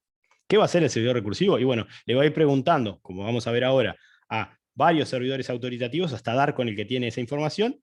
Una vez que obtenga esa información, en el ejemplo, una vez que obtenga la dirección IP asociada a un determinado nombre de dominio, el recursivo se la va a devolver al usuario. Y todos felices y contentos, ahí terminó la búsqueda de la información que necesitaba. ¿Sí? Entonces, servidor autoritativo, el que contiene la información; servidor recursivo, el que la busca. Listo. Esos son los dos tipos de servidores que hay en el sistema de nombres de dominio. ¿Cómo se busca la información? Esto es la mejor forma de explicarlo es con un ejemplo rápido. Acá tenemos, la flecha no se ve, ¿no? Yo muevo la flecha, pero no se ve nada, ¿no? Esa es o sí se ve la flecha. Daniel, ¿se ve la flecha? No, no se ve. No, no se ve. Ah, esa es la desventaja de usar este truquito de la cámara en el coso. Pero bueno, no importa. Ahí tenemos a la izquierda, si se fijan, ¿sí? Hay un teléfono, una especie de teléfono celular, ahí parece un iPhone eso, pero bueno, Apple no nos paga nada, esto es mera coincidencia, digamos, que se parezca un iPhone eso, un iPhone medio viejo, pero está, se parece un iPhone. Hoy en día podía ser cualquier teléfono porque ya todos son más o menos iguales de lejos, ¿no? Entonces, en nuestro ejemplo tenemos un dispositivo, que puede ser un teléfono, como en este caso, puede ser una computadora, puede ser una bombita de luz, puede ser la heladera, el microondas, porque hoy en día tenemos cualquier cosa conectada a Internet. Hasta las cosas que no necesitamos conectar a Internet, las conectamos a Internet. El horno, por ejemplo, ¿no? ¿Para qué quiero conectar el horno a Internet? Está buenísimo poder prender el horno de lejos. Sí, fantástico. Y si me atacan y me prenden el horno cuando tengo adentro algo que se puede prender fuego y me prenden fuego la casa, como ha pasado, solamente porque era divertido tener el horno conectado a Internet. Eso es otro tema que es el de seguridad, pero bueno, solamente para mencionar de que a veces conectamos a Internet las cosas sin pensarlo, ¿no? Las conectamos porque podemos y no pensamos si debemos, ¿no? Como se dice por ahí a veces. Pero bueno, esto de Internet de las cosas, hay un montón de dispositivos conectados. En este ejemplo tenemos un teléfono. Ese teléfono tiene un navegador web y el usuario digita una URL, ¿sí? Un nombre de una página web para acceder. Esa URL, una parte de esa URL, es un dominio. Por ejemplo, esto puede ser, no sé, www.blogger.com/Nicolás. Ah, quiero ver el blog de Nicolás. El dominio es blogger.com. Para acceder al sitio ese, al sitio de blogger.com, necesito la dirección IP. Entonces les voy a preguntar al sistema de nombre de dominio, decime cuál es la dirección IP de blogger.com. ¿Sí? Eso, el navegador se lo va a pasar a el servidor recursivo. El servidor recursivo recibe una pregunta del navegador diciendo, quiero saber la dirección IP de blogger.com. El recursivo, que es encargado de buscar esa información, tiene que empezar a buscar la información. Por algún lado tiene que empezar. ¿Se acuerdan que dijimos que el DNS era un árbol invertido y que la raíz estaba arriba del todo? Bueno, empiezo por la raíz. Le voy a preguntar a la raíz, al padre de todo, al que no tiene padre, ¿no? Le voy a preguntar a la raíz, che, decime cuál es la dirección IP asociada a blogger.com. La raíz, voy a avanzar acá, en ese ejemplo. El servidor recursivo le pregunta a un servidor raíz por ahí, ¿sí? Después vamos a ver que no hay uno solo, que hay varios servidores raíz, pero por ahora es el servidor raíz. El servidor recursivo le pregunta al servidor raíz, quiero saber la dirección IP asociada a blogger.com. Lo mismo que yo le pregunté a él se lo pregunta a la raíz, Flor de Laburo hace. Entonces, el servidor raíz ¿tiene la información asociada a blogger.com? No, probablemente no, de hecho no la tiene. Entonces, cuando un servidor autoritativo, en este caso el servidor raíz, no tiene la información exacta que yo estoy buscando, lo que me responde me trata de responder lo mejor que sepa, lo que más me acerque a esa solución, a la información que yo quiero. En particular, el servidor raíz, recuerden que yo estoy buscando la información asociada a blogger.com, solo para marearlos más, porque acá dice ejemplo.com, yo estoy usando un ejemplo distinto. Entonces, encontrar y reemplazar donde dice ejemplo por blogger. Información de IP asociada a blogger.com. Se la pregunto a la raíz. La raíz agarra y me dice, no sé cuál es esa información, pero como la raíz es el padre del com, ¿sí? Me va a decir, y preguntale al autoritativo del .com. ¿Sí? A ver, por esa información, a ver si la tiene. Entonces, el servidor raíz, lo que me responde, no es la información que yo busco, no es la dirección IP asociada a blogger.com, sino que me dice, bueno, anda y preguntale a el autoritativo de el .com, que es lo que está inmediatamente por debajo de la raíz. ¿Cómo me dice eso el servidor raíz? Bueno, me da la dirección IP asociada al servidor autoritativo del .com. El servidor recursivo recibe eso, ve que no es la información que está buscando, pero ve que lo acerca un poquito más y que capaz que este tiene la respuesta, ¿y qué hace? Le va a preguntar a ese. Entonces, como tiene la dirección IP del autoritativo del .com, le pregunta ahora al autoritativo del .com, ¿cuál es la dirección IP asociada a blogger.com? Siempre hace la misma pregunta. Fíjense que la pregunta es siempre exactamente la misma. Lo que va cambiando es la respuesta. El autoritativo del .com ahora no es autoritativo de blogger.com, porque lo delegó. Entonces no me va a poder responder lo que yo estoy buscando, pero me va a acercar, de nuevo, lo mismo que hizo la raíz, lo va a hacer el .com, me va a acercar lo más que pueda. Entonces, ¿qué me va a responder el autoritativo del .com? Algo que sí sabe, que es cuál es la dirección IP del autoritativo de blogger.com. ¿Por qué? Porque es hijo de él lo delegó. Entonces, los padres, obviamente, conocen a sus hijos. Esto es, en términos generales, se cumple siempre, digamos. Entonces, o debería. Entonces, en el DNS se cumple siempre. Entonces, el autoritativo del .com le devuelve al recursivo la dirección IP del autoritativo de blogger.com. Y el recursivo vuelve a hacer exactamente la misma pregunta ahora al autoritativo de blogger.com. Le pregunta, ¿cuál es la dirección IP asociada a blogger.com? Como ahora se lo preguntó al autoritativo de blogger.com, ahora sí el autoritativo ese es el que tiene esa información que estoy buscando. Entonces, el autoritativo de blogger.com me responde la dirección IP asociada a blogger.com, que es lo que yo estaba buscando. ¿Sí? Esa dirección IP es la respuesta a lo que el cliente, en este caso la aplicación navegador que estaba en el teléfono, estaba buscando. El recursivo se da cuenta de que tiene la respuesta que estaba buscando el usuario y le devuelve al usuario esa dirección IP asociada a el dominio que consultó, en este caso www.blogger.com. ¿Sí?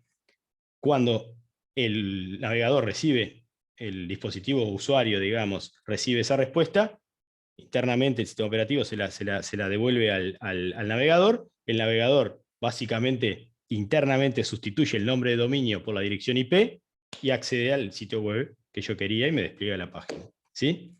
Normalmente yo eso ni siquiera lo veo, eso es algo que funciona a nivel del navegador, el navegador me sigue, yo no veo que se borre el dominio y aparezca una dirección IP, sería medio raro eso desde el punto de vista de la experiencia del usuario, lo hace internamente el navegador sin que yo me dé cuenta, pero realmente para acceder al servidor yo necesito la dirección IP, ¿sí? Por eso el sistema de nombres de dominio.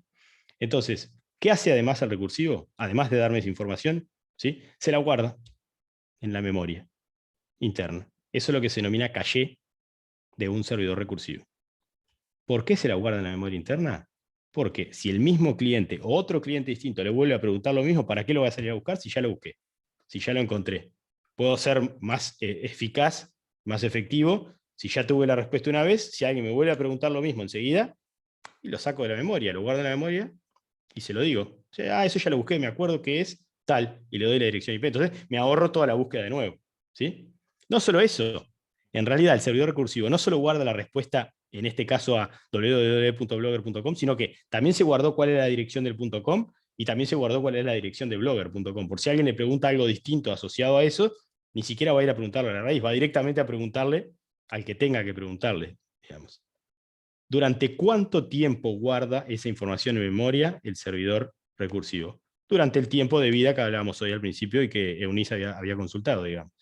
Por eso la importancia de regular y de utilizar correctamente los tiempos de vida de la información. Porque si el servidor recursivo se la guardara para siempre, cualquier cambio futuro en esa asociación dirección IP a nombre no se vería reflejado y ningún cliente de ese servidor recursivo se enteraría nunca más. Entonces, así funciona el servidor recursivo. Durante el tiempo de vida de la información, que lo especifica el autoritativo de esa zona, durante ese tiempo de vida, el recursivo no vuelve a preguntar. Si le preguntan lo mismo, responde directamente de la memoria. Una vez que se cumple ese tiempo, el servidor recursivo elimina eso de la memoria y si alguien le vuelve a preguntar lo mismo, va a tener que salir a hacer toda la búsqueda tal cual, de cero, como la vimos ahora. ¿Ok? Y así funcionan las búsquedas. Esto que está después explicado es cómo funciona. Es un caso de búsqueda, después lo ven ustedes, en el que el servidor recursivo, alguien le preguntó por algo que el servidor recursivo ya lo tenía en memoria, entonces el servidor recursivo se ahorra la búsqueda y directamente le responde de la memoria. Y bueno, rápidamente, pues ya estamos sobre la hora, mencionar algunas características a tener en cuenta del sistema de nombre de dominio, cosas que tienen que ver con resiliencia, o con, ¿qué es la resiliencia? ¿Qué palabra rara es? La resiliencia es, a ver si lo digo bien, José Luis, a ver, acá me pueden tirar todos con cualquier cosa, porque siempre me resultó difícil explicar lo que es la resiliencia.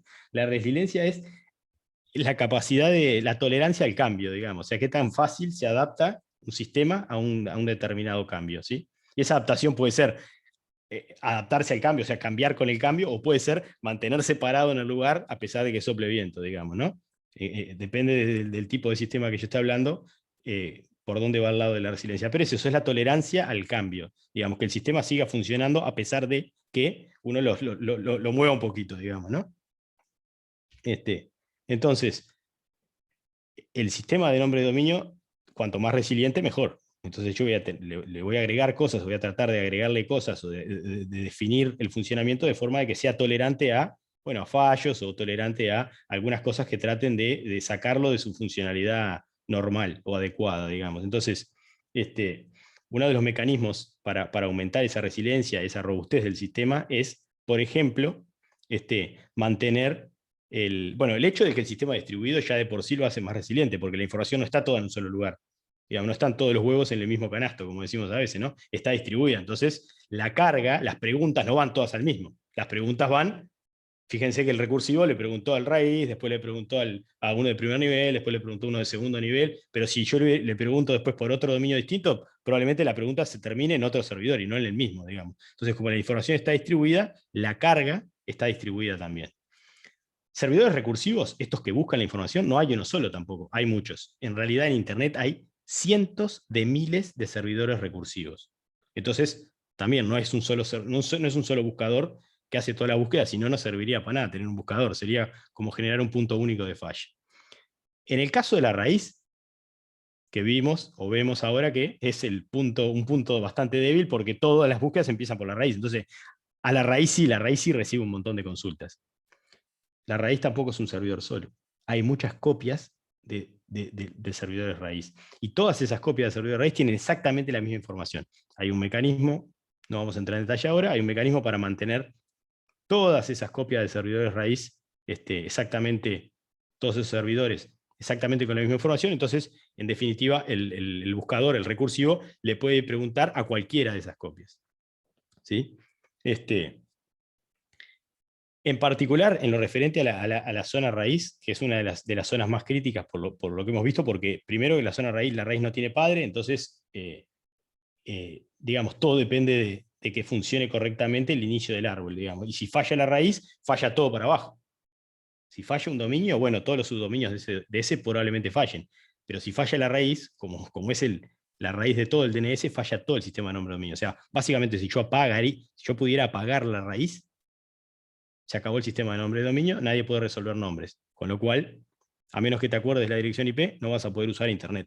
Con lo cual, es como apagar Internet, digamos. ¿Sí? Porque nadie se acuerda de la dirección IP de nada. Peor que los teléfonos. Entonces, el sistema de nombre de dominio debe ser muy robusto, y la raíz en particular debe ser bastante robusta. Originalmente, cuando se definió el estándar, se crearon 13 servidores raíz. A cada uno se le asignó una dirección IP, y se le delegó la administración de cada uno de esos 13 servidores a 12 organizaciones, porque hay una organización que tiene dos direcciones IP que se le delegaron para administrar. Cada una de esas organizaciones mantiene un servidor, una caja física, que almacena la información para la zona raíz. Cada una de esas cajas tiene una dirección IP distinta, son 13 cajas, 13 direcciones IP distintas. La información que está en cada una de esas 13 cajas es exactamente la misma. Todas las cajas tienen la misma información, son 13 cajas distintas con exactamente la misma información. Entonces, un servidor recursivo podría preguntar a cualquiera de las 13 que va a obtener la información correcta, y va a obtener la misma información sin importar a cuál caja le pregunte. Años después, a alguien se le ocurrió que eso incluso podía hacerse mejor todavía, y más resiliente, y más tolerante. ¿Y qué pasó? ¿Eso quiere decir que hoy en día solo hay 13 servidores raíz? No. hoy en día hay más de 1500 servidores raíz en el mundo. ¿Y cómo puede ser eso? Si hay 13 direcciones, ¿cómo pueden haber 1500 servidores? Bueno, existe una técnica de enrutamiento, es una técnica que es una combinación de enrutamiento con asignación de direcciones IP, que se denomina Anycast, ¿sí? Y esa técnica permite asignar, y acá a los que no estén familiarizados con esto se les va a pudrir el bocho, la cabeza, porque está complicado entenderlo, pero bueno, la técnica de Anycast me permite asignarle la misma dirección IP a más de un dispositivo en Internet.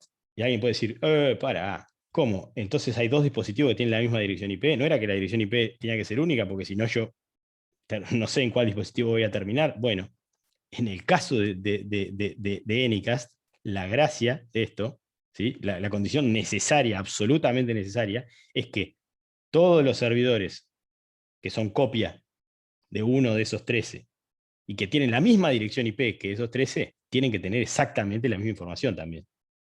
Entonces, si yo tengo 100 servidores con la misma dirección IP ahora en Internet, no importa, porque si bien es correcto lo que ustedes están pensando, que yo podría, cuando pido información, en realidad yo no voy a saber de cuál proviene, porque todos tienen la misma dirección IP, entonces puedo entrar, en un momento estar accediendo a uno, en otro momento estar accediendo a otro distinto. No importa, ¿por qué?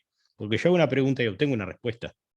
Y como esos 100 del ejemplo tienen la misma información, no importa cuál le pregunte. Entonces, la técnica de Anycast, eso de asignarle la misma dirección IP a dispositivos distintos en Internet, es muy útil siempre y cuando todos los dispositivos tengan la misma información. Entonces, mediante esa técnica, se puede escalar y cada uno de esos 13 servidores raíz se pueden multiplicar, se pueden tener cientos de copias de cada uno de ellos, ¿sí? Y hoy en día, si ustedes se fijan, hay un sitio web acá, y con esto terminamos, hay un sitio web acá que se llama, si ustedes entran a root-servers.org, van a ver que les va a aparecer algo similar a esto. Miren, esto no lo actualicé hoy, pero si entran acá, acá dice que hay 1089 instancias de servidores raíz operadas por 12 organizaciones, como les decía, ¿sí?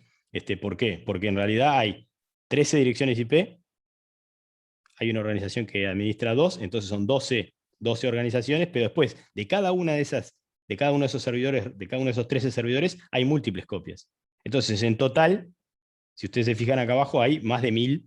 Hoy en día debe ser, no me fijé, pero deben haber más de 1300 copias de servidores raíz, todos con exactamente la misma información correspondiente a la zona raíz, dispersos en todo el mundo. Acá más o menos está indicado cuántos hay en cada región, cuántos hay en cada zona.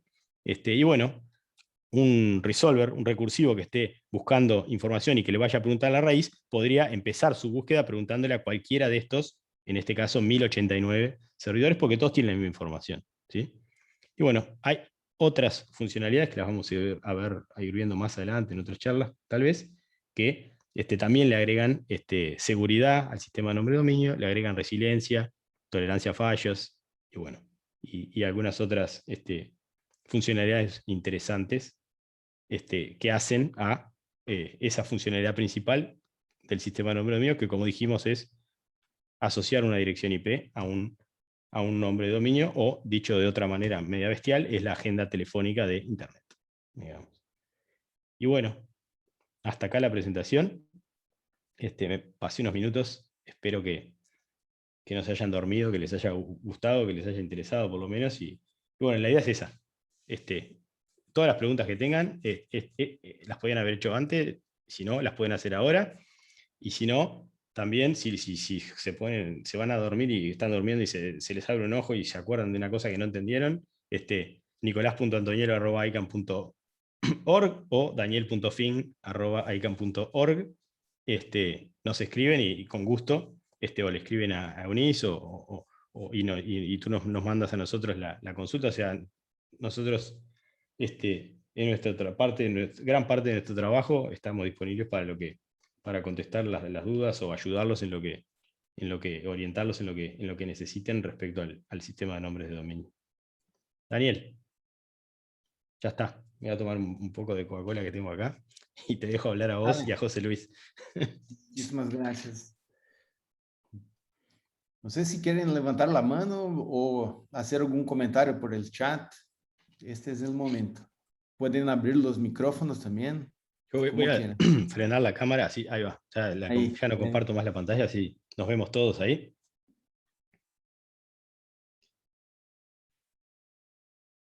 Pues y, ahí felicitaciones de muy buena exposición y me uno, de muy buena exposición, Nicolás, Muchas gracias, José Luis. definitivamente.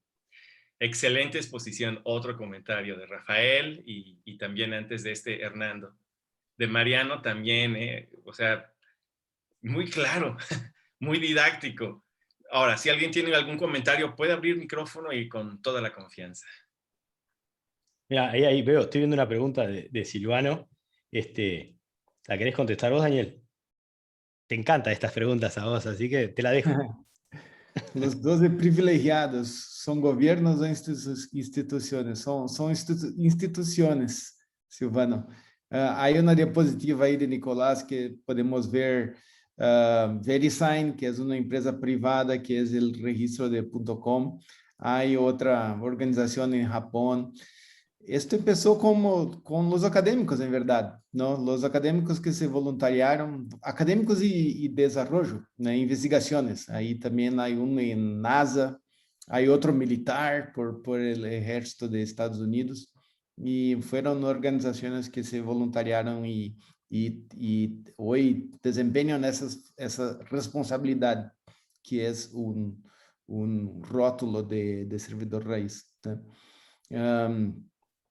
Algo interessante sobre este termo privilegiados es que en verdad es muy costoso hacer la gestión de una infraestructura como esta. Entonces, estas instituciones tienen que involucrar muchos recursos financieros para mantener los equipamientos y los ingenieros encargados de mantener la estructura, ¿no?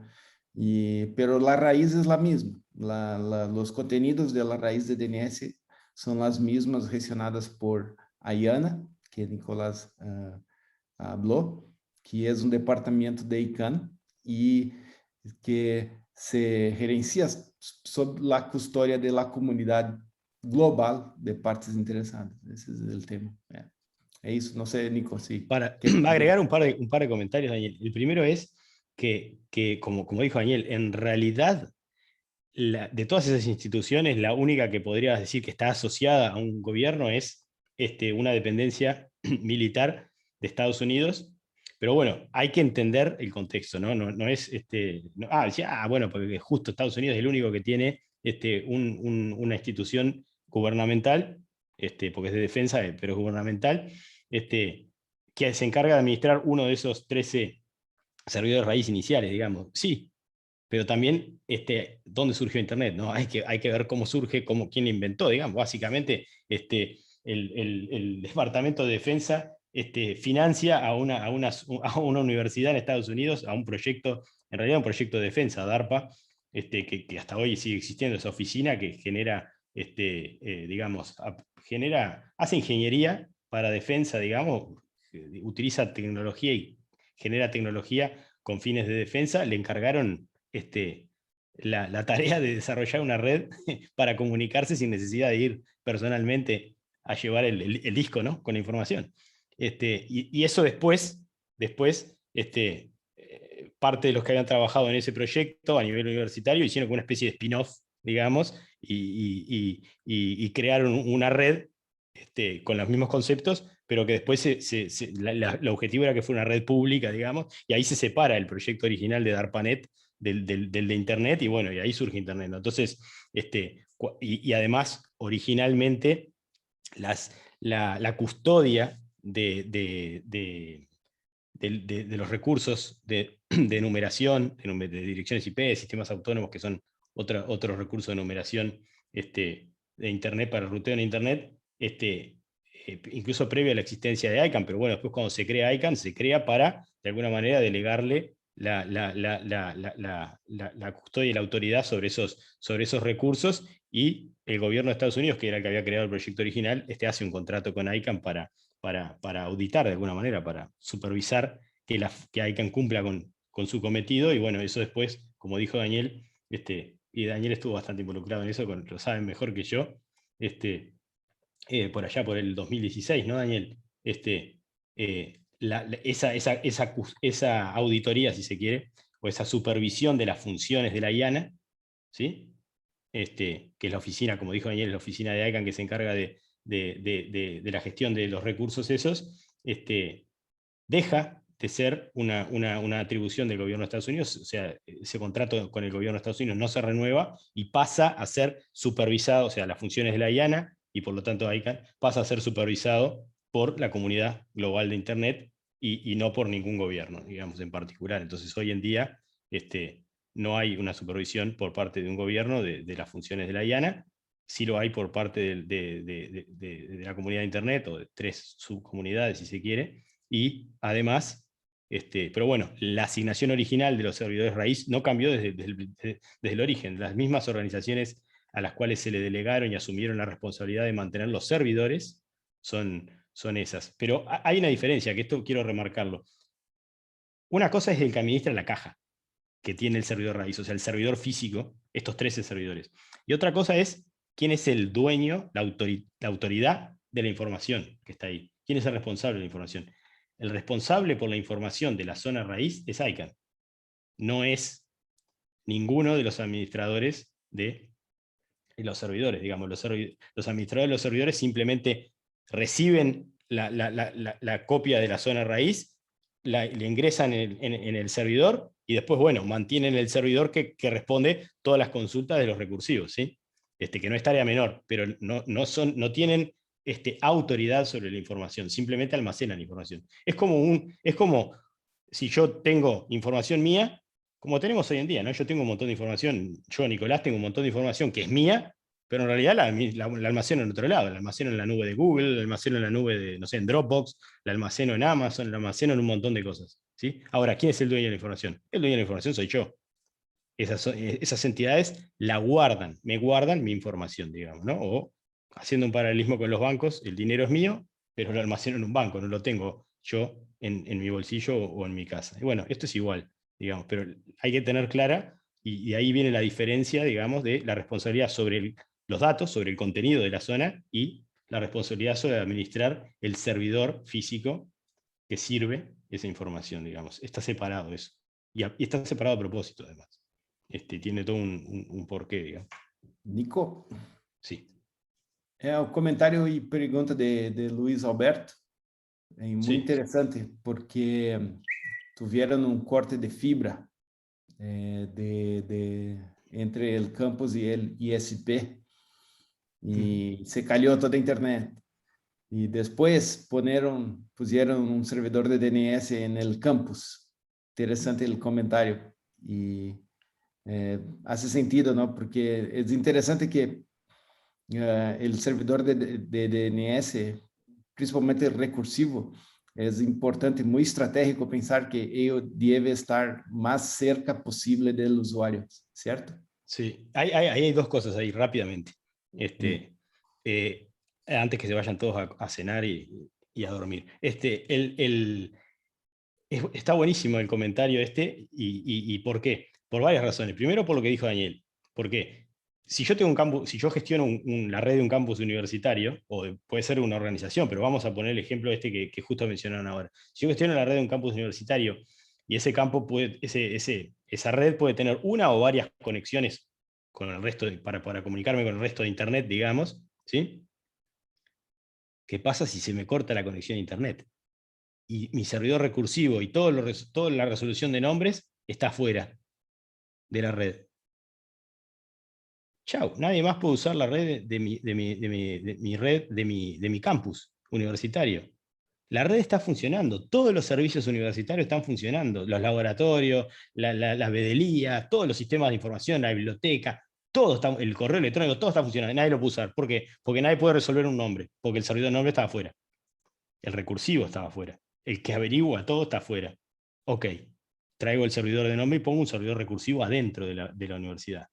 Ese servidor recursivo, ¿lo voy a dejar que cualquiera acceda? No, es un servidor recursivo que le pongo un firewall ahí, le pongo una medida de protección que solo lo pueden usar los de la universidad. Ok, se cae la conexión a Internet, el servidor recursivo está adentro. Ah, tenemos servidor recursivo. Sí, pero todos los autoritativos están afuera. Marchaste. Tampoco sirve para nada, porque si bien el servidor recursivo ahora lo tenés adentro de la red, cuando el servidor recursivo va a averiguar con los autoritativos, como no hay ningún autoritativo adentro y no hay conexión con internet, marchamos también, no podemos resolver nada. Entonces, también lo que es interesante es tener el servidor autoritativo de esa universidad adentro de la red de la universidad y no fuera. Entonces, si se me corta la conexión a internet, yo tengo un servidor, un servidor recursivo que busca la información y tengo el autoritativo ahí adentro. Y alguien puede decir, ah, ok, pero la raíz está afuera y yo voy a ir a consultar la raíz, después voy a ir a consultar al combo, o sea, como no voy a poder llegar a la raíz, tampoco lo voy a poder resolver. Bueno, hay técnicas para saltearse esos pasos y para unos pocos, típicamente para unos pocos dominios, poder saltearse esos pasos e ir directamente al autoritativo. Se podría configurar el recursivo para que sepa siempre quién es el autoritativo del campus, de la universidad, y lo vaya a consultar directamente. Entonces, como dijo Daniel, el tener un recursivo lo más cerca de los usuarios posibles y el autoritativo asociado a los servicios críticos míos o a mis servicios, el autoritativo asociado a los servicios internos, también tenerlo dentro de la red, me soluciona o me hace mucho más robusto, más resiliente mi sistema de resolución de nombres ante, por ejemplo, un corte que puede durar unos minutos o unos días y aislarme de internet. Yo puedo seguir utilizando todas las funcionalidades de la red interna de la universidad, aunque no tenga salida de internet. Pero necesito que los dos servidores, el recursivo y el autoritativo, estén adentro. ¿Sí? Ahí está. Eso. No sé si había alguna mano levantada, o si Luis Alberto. Hola, buenas tardes. Fui yo. Hola. Adelante. Nada más, una pregunta, por favor. ¿Qué tipos de ataques hay normalmente en los servidores de DNS? ¿Cuál se podría decir que es el más común? Gracias. Me encanta la pregunta. Si tienen tiempo hasta mañana o pasado, puedo contestarla ahora o, nada, a ver, chiste aparte, broma aparte, tenemos planificado con Eunice y con José Luis, planificamos una serie de presentaciones, creo que por lo menos hay una cada mes, y hay una presentación en particular que tenemos armada, que esa demora un poquito más que esta, es una presentación como de 1 hora y media más o menos, que hablamos solamente de todos los tipos de ataques más comunes que hay al sistema de nombre de dominio, o que usan el sistema de nombre de dominio para atacar a un tercero, digamos, y bueno, y qué mecanismos hay para mitigar o para resolver ese problema.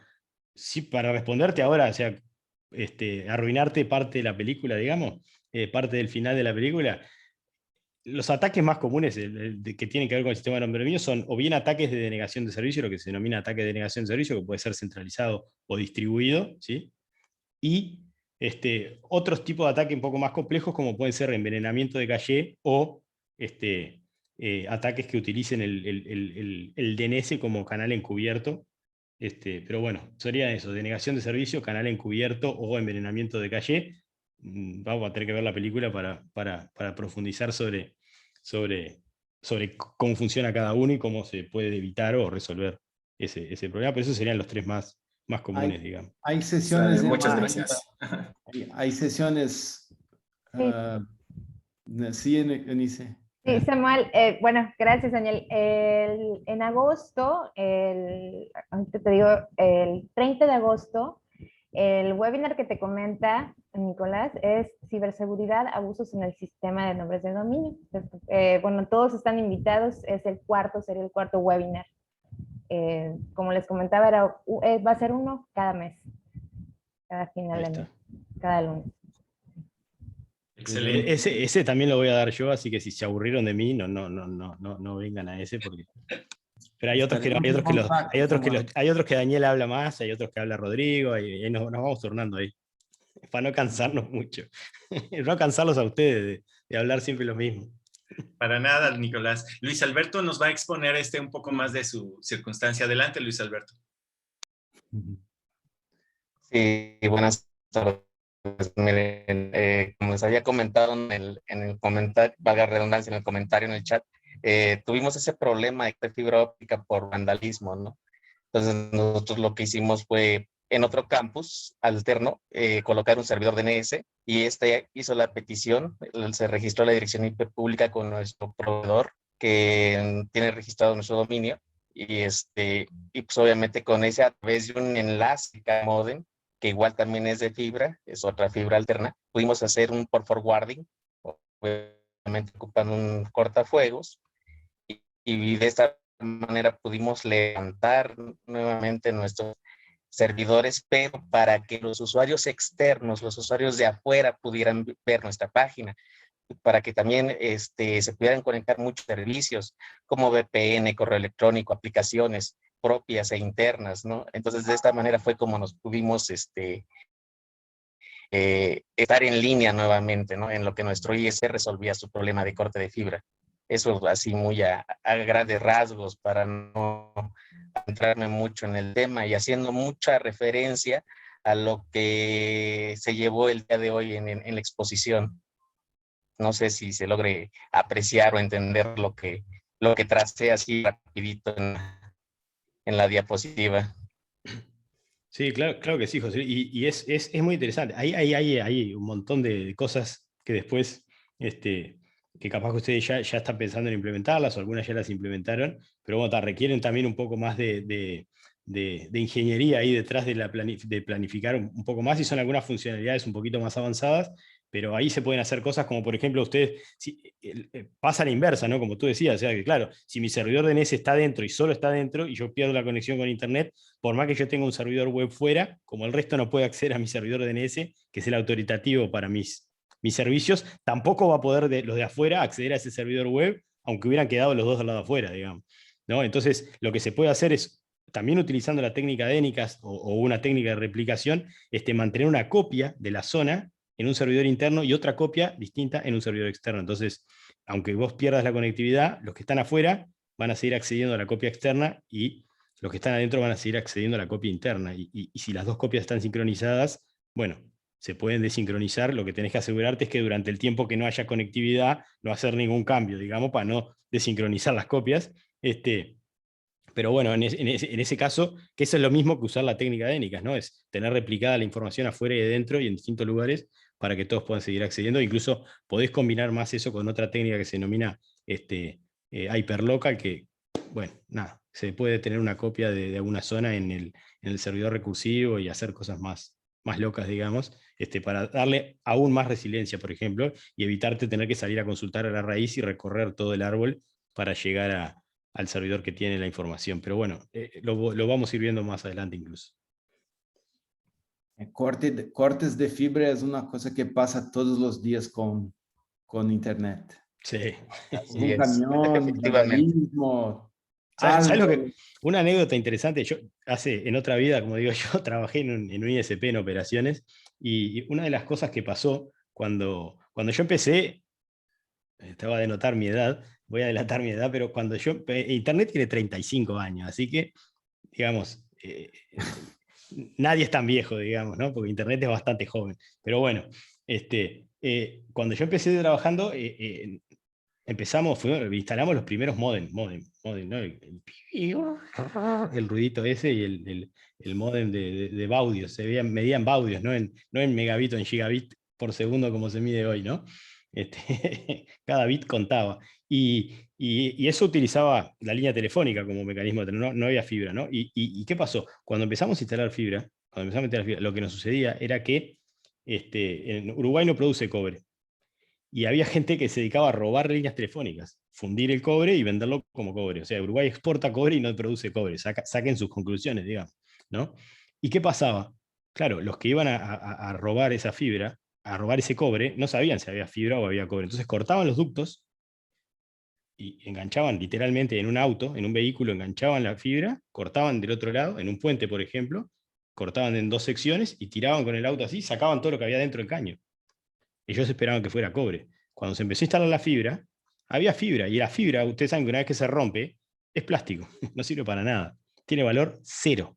Cero, no tiene valor de reventa una fibra, solo se puede reciclar, a diferencia del cobre. Pero bueno, los que la hurtaban, digamos, no sabían eso y sacaban. Claro, cuando la sacaban, veían que era fibra, dejaban todo tirado y se iban, pero el daño ya lo habían hecho, digamos, ¿no? Y así, durante muchos años tuvimos varios cortes de fibra, hasta que a alguien se le ocurrió la fantástica y simple idea de poner un cartel indicando si había solo fibra o si había cobre, digamos, ¿no?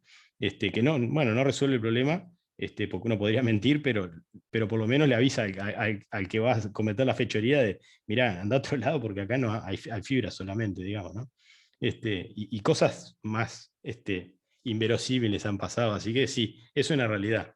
Las roturas, estas son provocadas, y después las otras, ¿no? Cuando viene una instalación de un servicio, una pala mecánica, una retroexcavadora, hace así, levanta, y no estaba bien marcado, no estaba en el mapa por donde pasaba la fibra, levanta la fibra, rompe todo, y bueno, algo que se rompe en 2 segundos, después uno puede estar 2 semanas para que el proveedor consiga la fibra, o venga el que tiene el fusor de fibra para fusionar la fibra y restaurar el servicio, ¿no? Y bueno, es la vida diaria en un proveedor de servicio.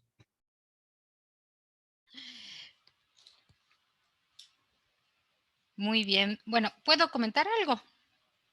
Perfecto. Bueno, pues, bueno, ya, la verdad que ha sido bastante buena. Ya vi que inclusive los compañeros han hecho muy buenos comentarios aquí quienes nos acompañan.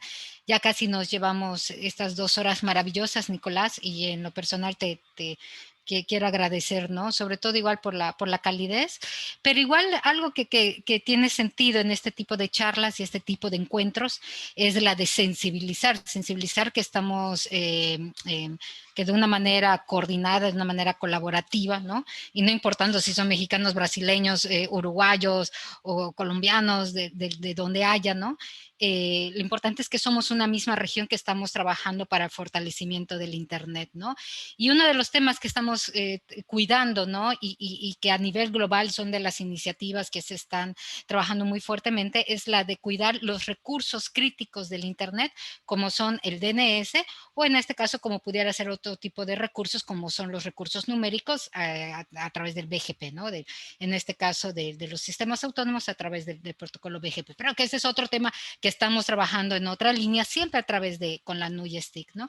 Entonces, solamente era eso de querer reforzar, ¿no? Y que la iniciativa, y de verdad que muchísimas gracias a ICANN, Rodrigo de la Parra, Daniel, igual Nicolás, gracias por permitir el que podamos repetir este segundo ciclo en este caso de temas de gran relevancia. Me encantó que haya más universidades, por ejemplo de Oaxaca, no puedo pronunciar la de Tepeji, que creo que así se pronuncia, sí, pero igual es entre México, pero la invitación es que ustedes mismos pasen la voz para que puedan participar sus académicos, sus investigadores y sus alumnos para las siguientes sesiones. Eso es lo que yo les quisiera invitar, para que ustedes puedan promover, puedan divulgar. Esa es la manera como se crece y se construye el Internet, y la verdad es que eso es lo que yo quisiera nada más aportar, y que obviamente esta es la primera sesión de esta segunda ronda de conferencias de ICANN, y también igual hay otra línea de ICANN, pero ya va más con quienes participaron el año pasado y le están dando continuidad a otras áreas de oportunidad. Bueno, no quiero ocupar más su tiempo.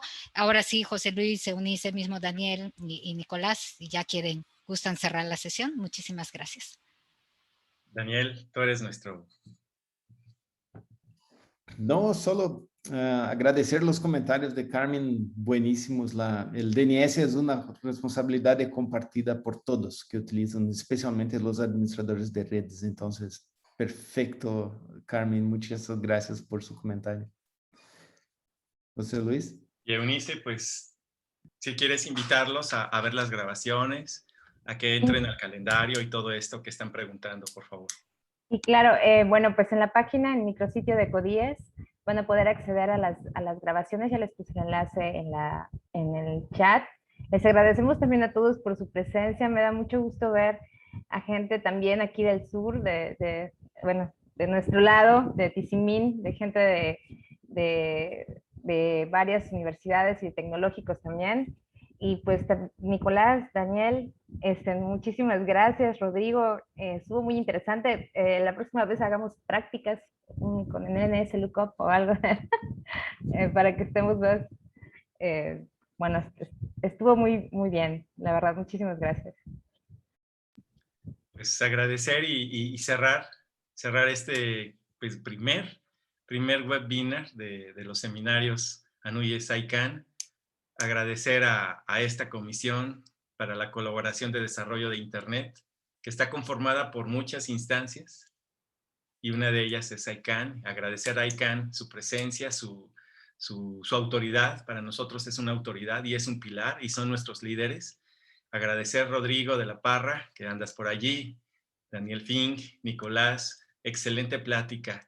Carmen, Denis, Eunice Pérez, de verdad agradecerles a ustedes por organizar tan bonito evento y a todos los que forman parte de esta comunidad, los que están conectados y los que después nos vean a través de la grabación.